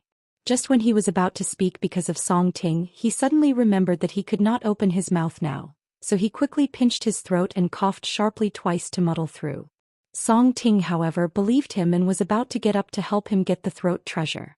At this moment, Qin Guang's heart suddenly rang with a laughter that made his hair stand on end. It came from the heavenly holy grail that Lin Jingwei had deliberately prepared for him. It was Liuli. Ha! You idiot! Are you trying to make me die of cuteness? Are you doing this on purpose? You suddenly gave me such a big surprise, I can't take it. It was obvious that Liuli didn't pay attention to Qin Guang's affairs all the time. For example, today Qin Guang thought that she should have known everything from the very beginning. In the end, he only heard her vicious criticism now. Moreover, it was obvious that she didn't know before, so he didn't know whether he should be happy or sad. Qin Guang blushed. He had lost face in front of the gods. What he didn't know was that Song Ting on the other side was distracted by his blushing face. Even her hand that was opening the drawer trembled. Can you not be like this? If you pretend you didn't see anything, we can still be happy friends in the future. Qin Guang could finally speak in his heart. However, Luli continued to chuckle and said, that won't do. The memory of a god is eternal. Once you see it, the memory of today won't fade even after millions of years. Forget it, seeing that you are so serious today, this empress will reluctantly use a little bit of my divine power to help you. As soon as she finished speaking, Qin Guang felt a slight chill in his throat. An extremely cold feeling appeared out of nowhere. He didn't know what she had done to Liuli. No need to thank me. I will temporarily pass this Empress' perfect voice to you, even in the endless God realm. With the support of this Empress' divine power, your voice will be exactly the same as mine. How can you only care about the appearance and not pay attention to the inside? You are a person who seeks perfection to the extreme. After saying that, Liuli chuckled and didn't move. At this moment, Qin Guang didn't know whether to thank her or hate her. Thinking about it carefully, she didn't continue to waste her divine power to give him a pair of real 2 lumps in front of his chest. Sister Song, you're too polite. I'm fine. Seeing Song Ting walk back with the throat treasure, Qin Guang hurriedly said. As soon as the words left his mouth, his mind became slightly dazed. He couldn't help but recall the scene from a long time ago when he had just obtained the heavenly Holy Grail. At that time he was captivated by Liuli's divine voice. Not good. He hurriedly looked at Song Ting. Sure enough, the originally strong career woman Song Ting was actually frozen in place. It's over, she's been captivated. What am I supposed to do now? At this time the office door was suddenly pushed open. Lin Jingwei had returned.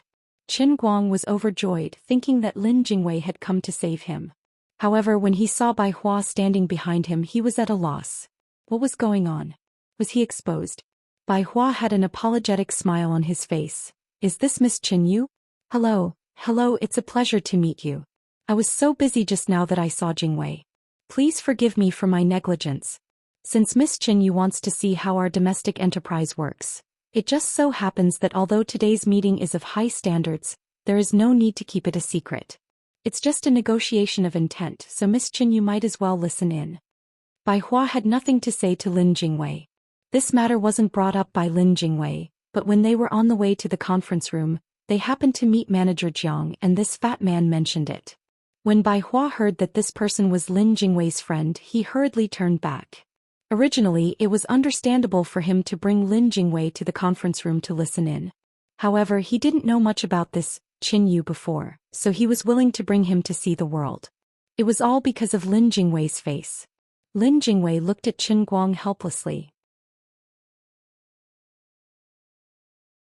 Just as he was about to say that his throat wasn't feeling well, Qin Guang awkwardly nodded at Bai Hua and said, "Then I'll have to thank Director Bai. He was indeed worthy of being the sage right Qin of the Sea of Time who saw through the fickleness of the human world." At a critical moment, no matter how uncomfortable he felt and how much he wanted to vomit, his ability to maintain his composure even if MT Tai collapsed in front of him wasn't something that Lin Jingwei could compare with. Qin Guang felt proud in his heart. Sure enough, at a critical moment, it's still this old lady. Faster, thief. The old man is calm. Lin Jingwei's entire body trembled. He fiercely shook his head and stared blankly at Qin Guang. His face was as if he had seen a ghost. He had seen Sister Hua do the makeup, but Brother Guang, what the hell is with your voice? Don't scare me. Is this your natural outburst, or did you suddenly learn some amazing voice mimicry skills? Or are you the Qin Mulan who's been hiding in our male dormitory for 3 years? Why am I panicking like this? On the other side, Bai Hua didn't think too much about it. He only looked at Qin Guang a few more times and smiled politely. Miss Qin Yu is truly a heavenly beauty. This way, please. The intermission of the conference had long since ended. He had already delayed for 2 minutes, so he hurriedly walked towards the conference room. The two of them followed behind Bai Hua. Lin Jingwei turned his head and looked at Qin Guang with a face full of suspicion. There were 100,000 questions hidden in his eyes. Qin Guang didn't have any ideas in his mind either. He gave him a look and thought, "Is this what you mean by acting according to the situation? Why do I feel like we're drifting further and further apart?" In the large conference room, there were about 17 or 18 people sitting around the long table. 5 or 6 of them were wearing traditional Arab clothing, and the rest were other attendants. After Qin Guang and Lin Jingwei followed them in, they didn't sit in a particularly conspicuous position. Instead, they arranged for Bai Hua to sit in a corner behind the rostrum and listen from the side.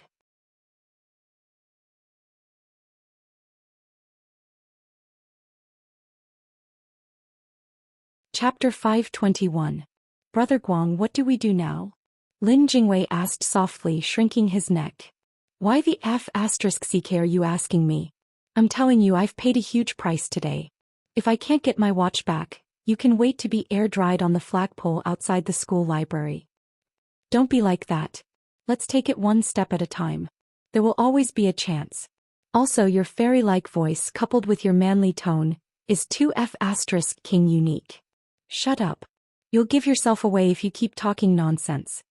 In fact, Qin Guang was also quite interested in the high-level business negotiation meeting of a multinational corporation like Tianjin Energy. A long time ago he had told Lu Fei that he wanted to learn how to do business, but unfortunately there had never been a good opportunity.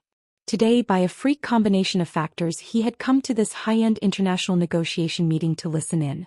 It could be considered a good opportunity to learn and train. Since he was already here, he might as well take things as they come. In any case, he was already dragged here and there was no way for him to get his watch for the time being. Hence, Qin Guang decided to seriously listen.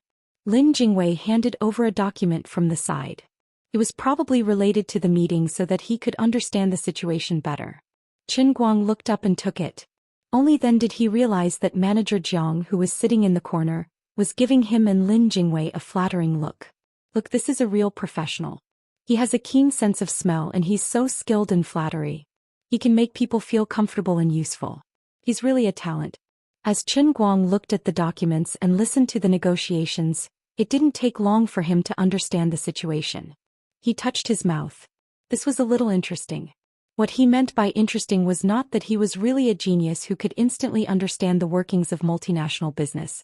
He only knew that this was a competitive negotiation between three companies from the Arab region or the administrative units of small countries.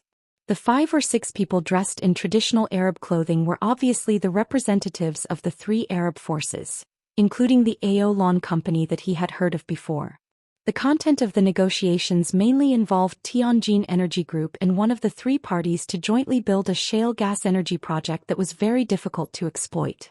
Tianjin Energy Group would provide the technology, and one of the 3 companies would provide economic and policy support. At present, Tianjin Corporation was considered to be at the leading level in the relevant technologies in the world. There were also companies in Europe and the United States that could do the same.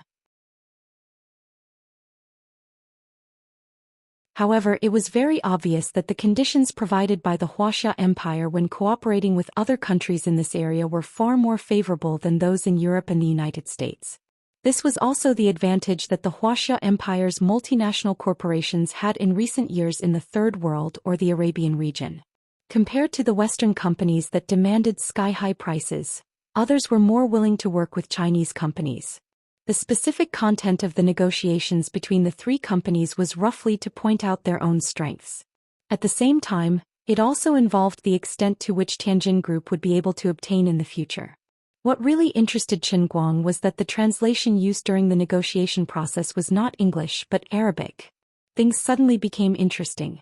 Of course, international business negotiations would mostly use English, which was commonly used internationally. Although the representatives of the 3 Arab companies were all legitimate Arab nobles, and their habitual language was indeed their mother tongue, Qin Guang was still rather surprised that they actually used a foreign language as a translation in such a high-end meeting. In any case, the mother tongue of a few Arabs was enough to stun Lin Jingwei, who had passed English Level 4 in his first year of university and boasted that his English dictation had reached international standards. However, Qin Guang felt that it sounded exactly like his mother tongue to him. As he listened to the meeting, he sized up the middle-aged interpreter who was speaking to Bai Hua. He began to rub his mouth. This guy, there's something fishy about him. This person's standards were very high, and his little tricks were extremely hidden. If one wasn't particularly familiar with Arabic, or in other words, if one wasn't close to using this language as their mother tongue, they wouldn't be able to tell the trick at all. As the saying goes, if a Chinese's English was taken overseas, it would be very easy for people to tell the difference, even if it was through a phone. No matter how standard the pronunciation was, there was still a clear difference between the mother tongue and the foreign language. If English was like this, then there was no need to mention Arabic, which was even more of a minority. On the surface, the interpreter had indeed translated the 3 Arab nobles' words verbatim. He was also dutifully translating Bai Hua's speech, and even the second interpreter who was in charge of monitoring and listening to the side couldn't tell that there was a problem. But in reality, this person's translation was biased. He was clearly focusing on that Aolon company. In Chinese official writing, some words were used with special skills such as must, should, must, as soon as possible, prohibit, strictly prohibit, and so on. Different words represented different tones. In the process of writing an official document, Yan Jin had to be very careful when using the above words. Often, a single word difference could cause a misunderstanding when formulating a policy or releasing a document. Similarly, there were similar words in Arabic, and even the same word could be expressed in many different ways. For example, when the interpreter mentioned the two companies, he said something along the lines of, "We will fully cooperate with you in the construction of the pipeline in Anlar province to eliminate all engineering difficulties." But when he translated, he changed the words fully cooperate to fully cooperate. The addition of the word fully cooperate seemed to emphasize, but in reality, it was weakening. When it was AO Lon Company's turn, it became fully cooperate. The difference was self-evident. Although the three companies' representatives had expressed their statements in their mother tongues almost the same, when he translated it to Bai Hua's ears, it didn't sound right. This could be considered a very high-end unspoken rule in the translation industry. Using a controllable difference in expression during the negotiation process, one would unknowingly be biased and benefit one party. Now that English was the most popular language in the world, it was very difficult to do so. But for a small language like Arabic, a person with a high enough standard could do it in public. Of course, the risk was also very high. Once it was exposed, the person's reputation would basically be ruined, and his career would also come to an end. But the greater the risk, the greater the benefits. There would always be people who would take the risk, and today Qin Guang had witnessed it firsthand. It was really a coincidence. If Qin Guang hadn't been here today, if he hadn't happened to pass through the language master's version of the Sea of Moments and become a language tyrant, he might have really been fooled by this middle-aged interpreter today. At first, Qin Guang didn't intend to meddle in other people's business. After all, this was someone else's meeting and he only wanted to bring his ears along. But after the meeting had gone on for about an hour, when Lin Jingwei was already falling asleep with his chin propped on his hand, Bai Hua had already gradually become biased towards AO Lon Company under the subtle influence of this interpreter. Although this was only a negotiation of intent, after today, AO Lon Company would clearly have an advantageous position among the three bidders. This was obviously unfair to the other two companies, and it could also cause hidden dangers to Bai Hua and the Tianjin Energy Group behind him. AO Lon Company wasn't being honest. Qin Guang gradually couldn't sit still. If he had nothing to do with this Bai Hua, he naturally couldn't be bothered to meddle in other people's business. But today he was a thief. He wanted to steal something from someone else, and in the beginning he still owed someone a favor. Now he had inexplicably stolen someone else's childhood sweetheart. Although he had a clear conscience about being a love rival, he still owed someone something after taking their money. It was fine if he couldn't tell, but now he had to be a thief, owe someone a favor, and hear something fishy about this matter. Knowing that Bai Hua was going to suffer a big loss, how could he just ignore it? This brother is an upright person. He felt like he was sitting on pins and needles and his whole body felt uncomfortable. Finally, Qin Guang poked Lin Jingwei's shoulder. "Wake up, ask Manager Jiang who this Arabic interpreter is. Where did you find him?" Lin Jingwei opened his eyes in a daze. Although he didn't know what Qin Guang wanted to do, he still asked honestly. "This is Professor Liu from the Capital Foreign Language University. He's an authority on the Arabic language in our country and is quite famous in the world. I think he was introduced by another vice president. Among the three Arabic companies, the person in charge of AO Lon Company's English is especially poor, so everyone asked Professor Liu to help. It's not a problem to translate directly into Arabic and it'll be easier to communicate." Qin Guang immediately understood his brother. Sure enough, he had run into a big problem while attending a meeting today. Did the Arab aristocrat from AO Lon Company really not understand English? That might not be the case. Based on Qin Guang's ears as a super language master who had 5,000 foreign languages, even when this guy was speaking in his mother tongue, his pronunciation hid some very deep habits. Not only did he understand English, but he could also be considered proficient in it. This meant that he was pretending. He was acting. Professor Liu was also biased towards him when he relayed the information. This professor was introduced by another vice president of Tianjin Company. This was clearly a trap dug by that vice president AO Lon Company, and this Professor Liu. Not to mention how badly Bai Hua would be tricked, but if AO Lon Company were to win the bid, Tianjin Company would definitely suffer a certain degree of loss, and the three parties who dug the trap would definitely benefit. Forget it, since I'm already here, I might as well do Bai Hua a favor. Qin Guang secretly made up his mind. He wasn't in a hurry to expose the other party on the spot. After all, this was a big occasion and he was just an outsider. If he rashly jumped out, he would only become a laughing stock. When the meeting was over, Bai Hua would definitely look for Lin Jingwei and himself in private. At that time he would help him expose Professor Lu's little tricks. I'll tell you a secret. This Professor Lu is up to something, Qin Guang said softly to Lin Jingwei and said no more. Lin Jingwei was completely at a loss. Stop fooling around.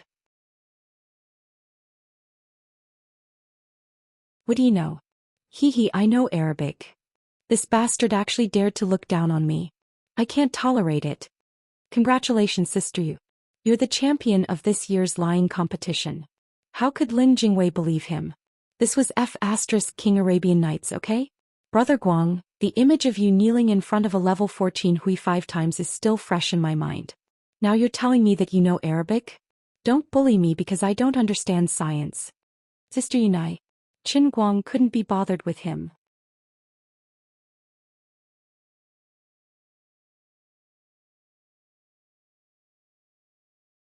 Chapter 522. About an hour and a half later, this seemingly calm but actually surging intent negotiation meeting finally came to an end in a harmonious and friendly atmosphere. Qin Guang and Lin Jingwei both had sores all over their bodies from sitting, but in order to get back the limited edition Patek Philippe, they had to endure it no matter how tiring it was. Bai Hua was quite satisfied with the results of today's negotiations. He had finally broken the deadlock and was starting to see some signs of progress with the three companies. He was especially satisfied with the many conditions that Aolon Corporation had put forth. Jingwei, you two go to my office and sit for a while. I'll come back after I send them off and then I'll show you around the company, Bai Hua instructed. He wouldn't forget about Lin Jingwei even if he was busy. Qin Guang and Lin Jingwei were overjoyed. This was an opportunity. Song Ting, accompany Jingwei for me. Damn it. Are you done? The two sat in Bai Hua's office for another 20 minutes. During this time, Song Ting was so enthusiastic that even Lin Jingwei felt that something was wrong. The two were miserable. Whenever they had the chance, they would glance at the glass display case. Unfortunately, the item was placed there, but it was so close that it was worlds apart. Finally, Bai Hua came back with a smile on his face, surrounded by a group of people. From his expression, he seemed to be in a good mood. However, Qin Guang was a little hesitant because Professor Lu was still following behind Bai Hua like a trusted aide. If he made it clear now, he would be offending someone. But if he didn't say it now, Bai Hua might not believe him when the time was up, and Aolon Corporation might have already gotten what they wanted. Forget it, there's no point in doing things cautiously. It's not a big deal to offend Professor Lu. Perhaps it was because Qin Guang had spent too long in the Sea of Time, but he had become more decisive in his actions compared to the past, even if there weren't any changes in his bones. He took big strides and quickly walked up. Bai Hua was about to introduce the person behind him. This is... Qin Guang looked at Professor Lu and said, "Hello, are you Professor Lu from the Capital Foreign Studies University?" Professor Lu didn't know what was going on. He didn't expect Qin Guang to have an ulterior motive. He smiled and nodded. "That's me. You are?" Qin Guang grinned. "It doesn't matter who I am. But Professor Lu, God is watching. What you did today was a bit inappropriate." Professor Lu's face stiffened. It was obvious that he had a guilty conscience, but he didn't want to give it away easily.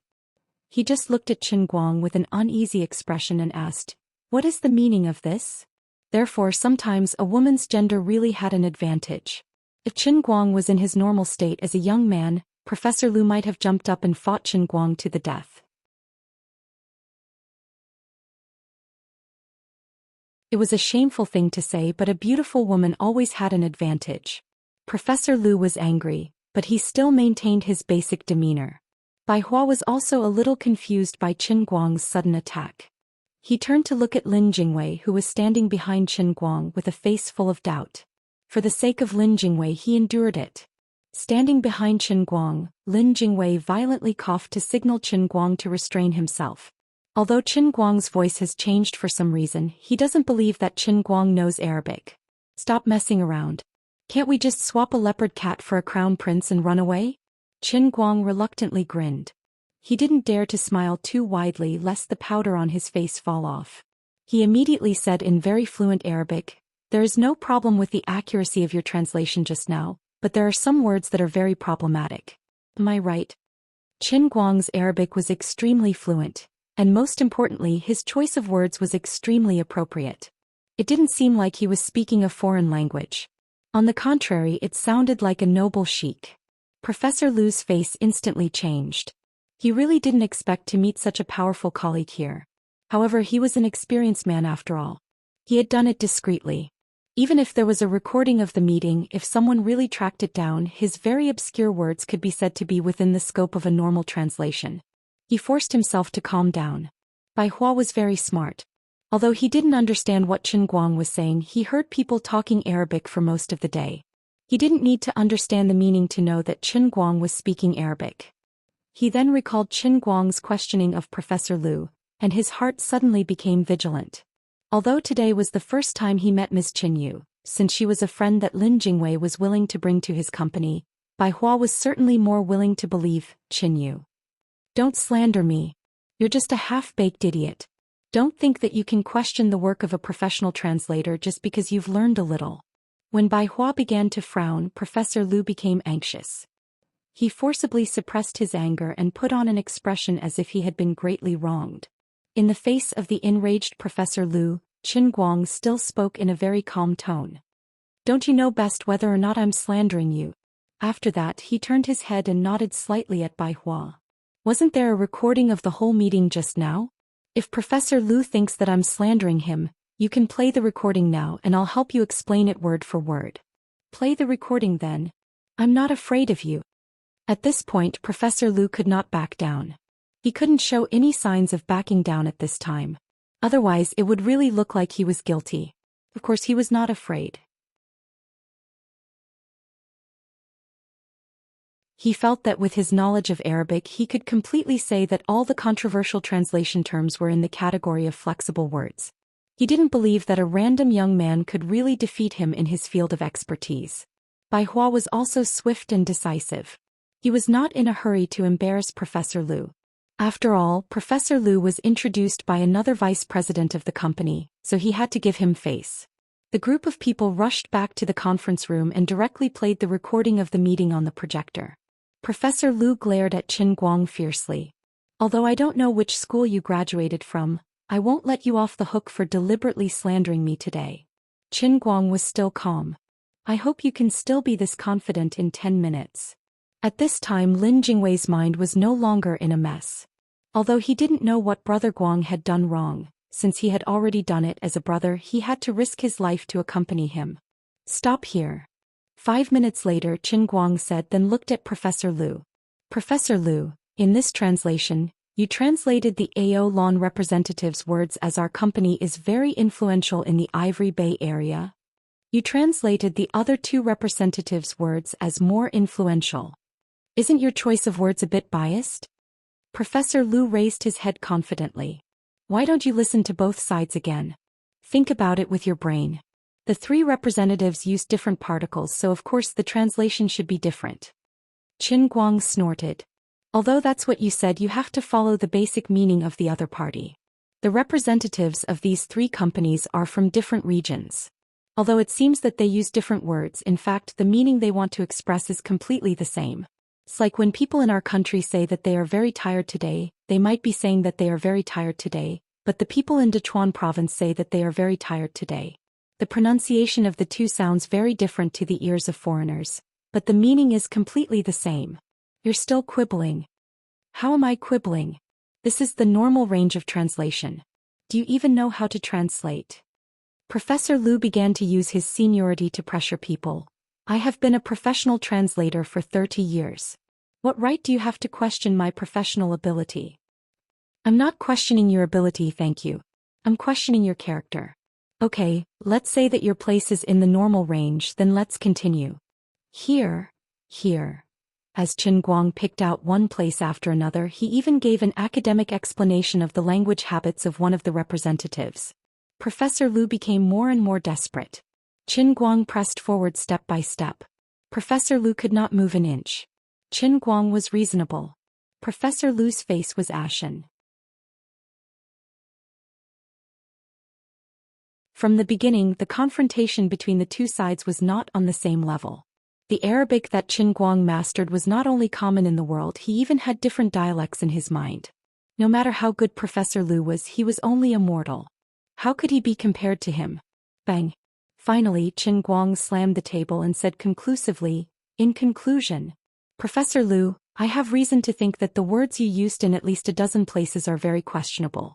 You are clearly biased towards Aolon Company. Even some of the places that seem to be belittling Aolon Company and elevating the other two companies are deliberately exaggerated, further reducing Xiao Bai's trust in those two companies. Once or twice is a coincidence, but what about 10 or 20 times? Is it still a coincidence? It's undeniable that Professor Lu's level is really high. If I didn't expose you on the spot, I'm afraid that even if Xiao Bai consulted other experts in the country with today's meeting minutes, he would not be able to completely discover your little tricks. If I didn't see with my own eyes how you interfered with Xiao Bai's thoughts, I'm afraid even I would have been fooled by you. But unfortunately, I happen to be here today. You're unlucky." Professor Lu sat down on his chair, his face pale and his mind was a mess. He did not look like an experienced person at all. The second translator next to him was not much better. He was so scared that his lips turned blue. He was not bribed, but during the entire meeting he did not hear Professor Lu's little tricks at all. Bai Hua's face was completely gloomy. If Miss Qin Yu did not expose him on the spot, he would have been tricked by Professor Lu. These little traps hidden throughout the entire meeting seemed inconspicuous, but in fact they were very subtle. It was really scary to think about it. The more talented a person was, the more they could not tolerate being fooled. Bai Hua came from a rich and powerful family, and his usual elegance was a disguise to hide his fangs. Now that he was really angry, there was a murderous aura between his brows. Professor Lu. As soon as Bai Hua opened his mouth, Professor Lu fell to his knees. "Xiao Bai, please listen to my explanation. This matter is not like this."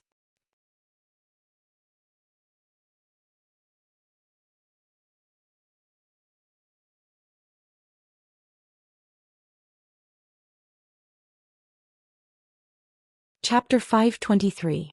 Alright, you can leave now. On behalf of the Tianjin Group, I would like to thank you for your help today. I will definitely repay you in the future. Bai Hua waved his hand impatiently, and a strong security guard who was already on standby at the door came in and carried Professor Lu out. As for how Bai Hua would deal with Professor Lu and the vice president behind him, it was not something that Qin Guang needed to worry about. Bai Hua would also not say it on such an occasion. "Thank you, Miss Qin Yu, for helping me.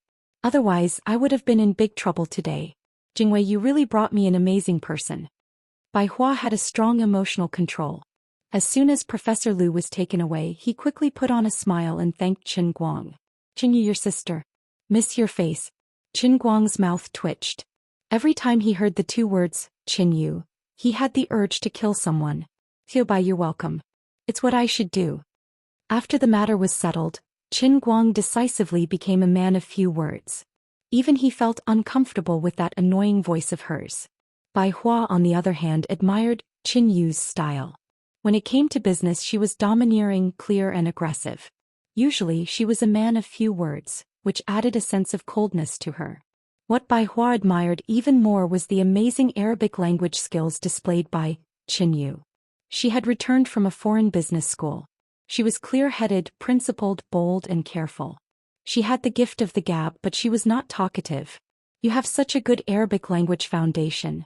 The more Bai Hua looked at Qin Yu, the happier he was. This amazing talent, this supermodel temperament. "Are you an angel sent by God to help me?" Brother Bai's calm eyes hid a hint of passion, which immediately made Qin Guang and Lin Jingwei's hearts jump. The two of them began to panic. "Stop it. Big brother, don't make it big." The three of them returned to Bai Hua's office. This time Song Ting was not there, but Bai Hua, who was even more difficult to deal with, was there. Qin Guang was even thinking of knocking Bai Hua out. That grandson Lin Jingwei's ability to act according to circumstances was completely useless. From time to time Lin Jingwei would feel goosebumps all over his body. He could imagine that Brother Guang would definitely chop him into pieces if he didn't succeed today. He looked at Bai Hua with a dumbfounded expression. What could he do to get Brother Xiao Bai and himself to leave the office and leave Brother Guang here alone? I don't want this day next year to be my death anniversary. Jingwei, you and Miss Qin, you have helped me a lot today. I'll be free in half an hour. I'll bring you around the company first and then we'll go for afternoon tea? Bai Hua and Lin Jingwei exchanged a few words, then turned around and asked. Qin Guang was already cursing in his heart. Who the hell wants to have afternoon tea with you? I just want to pour laxatives into your stomach and make you squat in the toilet for half an hour, okay? At this time Lin Jingwei suddenly felt Bai Hua quietly poking his waist. Lin Jingwei was at a loss. He first looked at Qin Guang, who was pretending to be bored to death, and then turned to look at Bai Hua in confusion. Bai Hua winked at Lin Jingwei. Lin Jingwei was afraid and at a loss. Brother Xiaobai, what's with that lecherous look? Don't scare me, I beg you, don't scare me. What is it? Lin Jingwei had no choice but to lower his voice and cooperate with Bai Hua's sneaky behavior. Bai Hua wasn't in a hurry to answer him. Instead, he took a document from his desk and stuffed it into Qin Guang's hands. He said, Miss Qin Yu, this is the corporate information of the Tianjin Group. Since you want to understand our domestic company, take a look at the information first. I'll take you to the various departments later. Qin Guang took the document with a cold expression. He looked like a supermodel, but he was afraid that he would vomit if he spoke too much. Come with me for a moment. Bai Hua saw Qin Guang looking down at the document, so he quickly turned around and turned his back to Qin Guang. He desperately mouthed to Lin Jingwei. Lin Jingwei's mouth was wide open. Brother Xiaobai seemed to want me to find a reason to leave Brother Guang alone in the office and go out to talk to him? That's possible. But here's the problem. What do you want to talk to me about? You're deliberately hiding it from Sister Yu. You're acting like a thief. It gives me the creeps. Forget it, this is an opportunity. Lin Jingwei nodded. Bai Hua understood tacitly and excused himself to Qin Guang. Miss Qin Yu, please take a seat. I'm going out for a while. As he walked out, he winked at Lin Jingwei and gave Qin Guang an apologetic look. Qin Guang felt goosebumps all over his body from Lin Jingwei's gaze, while Lin Jingwei exchanged a glance with Bai Hua, showing that he understood what Lin Jingwei meant. After Bai Hua closed the door, Qin Guang cast a puzzled look at Lin Jingwei. Lin Jingwei met his eyes, then his eyes drifted to the glass display case. He clenched his fists and made a cheering gesture. Ouch, my stomach is a little uncomfortable. Sister Yu, I'm going to the bathroom. You can sit by yourself. At that moment Lin Jingwei felt that he had reached the peak of acting in his life. He was truly an invincible two-faced actor. Although Qin Guang didn't know why Lin Jingwei and Bai Hua were acting so strangely, he still met Lin Jingwei's eyes. His gaze was firm. Everything was said without words. You go, leave it to me. As soon as Lin Jingwei walked out, Bai Hua, who had been hiding nearby, closed the door with lightning speed. He pulled Lin Jingwei and said, Come with me. I have something to ask you. Lin Jingwei was so scared that his face turned pale. He began to pray in his heart. Please don't let it be like what I'm worried about. I'll just deal with it when it comes. What will come will come. I can't stop it, so I'll just stall for time. Lin Jingwei's pace was extremely slow, but Bai Hua was very anxious. He pulled Lin Jingwei again. Don't dilly-dally. Walk further. It won't be good to keep Miss Qin Yu waiting for too long. What's the matter, Brother Bai? Just say it, I'm not used to your bashful look. Lin Jingwei was dragged into a small meeting room by Bai Hua. Bai Hua even closed the door like a thief. Then I'll be straightforward. We brothers won't say anything else. Let me ask you, where did you find Qin Yu? Lin Jingwei shrank his neck. Brother Bai, what are you trying to do? I'm just bringing Sister Yu for a walk. Don't cause trouble. Go to hell. What kind of person do you think I am? It's not like you don't know that I only like Shiriyue. It's like this. I think Miss Qin Yu is a rare talent. Didn't you say that she wants to return to work? I'm just right for her. Look, Tianjing's platform isn't small. I'm mainly in charge of the Middle East business. Her specialization is perfect. You didn't bring her here on purpose to send her to me, right? On the contrary, it was Bai Hua's turn to be confused. Lin Jingwei stared at Bai Hua for a long time. He couldn't calm down for a long time. Who the hell wanted to send someone to you? How the hell would I know that Brother Guang would suddenly speak Arabic? He didn't tell me about this before, but even I was tricked by him. And if I really wanted to send someone to you, I can't bring your love rival. I'd better dress up as a supermodel. However, Lin Jingwei was slightly relieved. It turned out that Brother Bai was only interested in talent and not beauty. Although it was quite deceptive, it was still acceptable. Don't daydream. Which university did she graduate from in North America? As long as she has a bachelor's degree, I'll immediately make her my assistant. She'll be on the same level as Song Ting. What do you think? Bai Hua continued, I can't explain it to you clearly. I value her not only because she knows Arabic. Just now, when she exposed Miss Liu, it's really not something an ordinary person can do. Although she seems to like wearing heavy makeup, which I don't really agree with. She's a girl. Everyone loves beauty. I understand. You even prepared a position for her. You can even tolerate the heavy makeup that you hate the most. Lin Jingwei sucked in a breath of cold air and shook his head violently. No. I can't. I really can't. Sister Yu's family situation is very complicated. She won't work for others. How can it be more complicated than our family situation? Have you really forgotten who you are after hiding your identity and studying in the 5 capitals for so long? Besides, Tianjin Group's platform isn't bad. She can totally give it a try.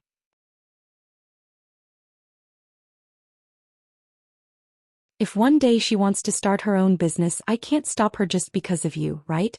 She has such a good platform to familiarize herself with the local environment right after returning to China. This kind of good thing can't be found anywhere, right? Lin Jingwei stared at Bai Hua.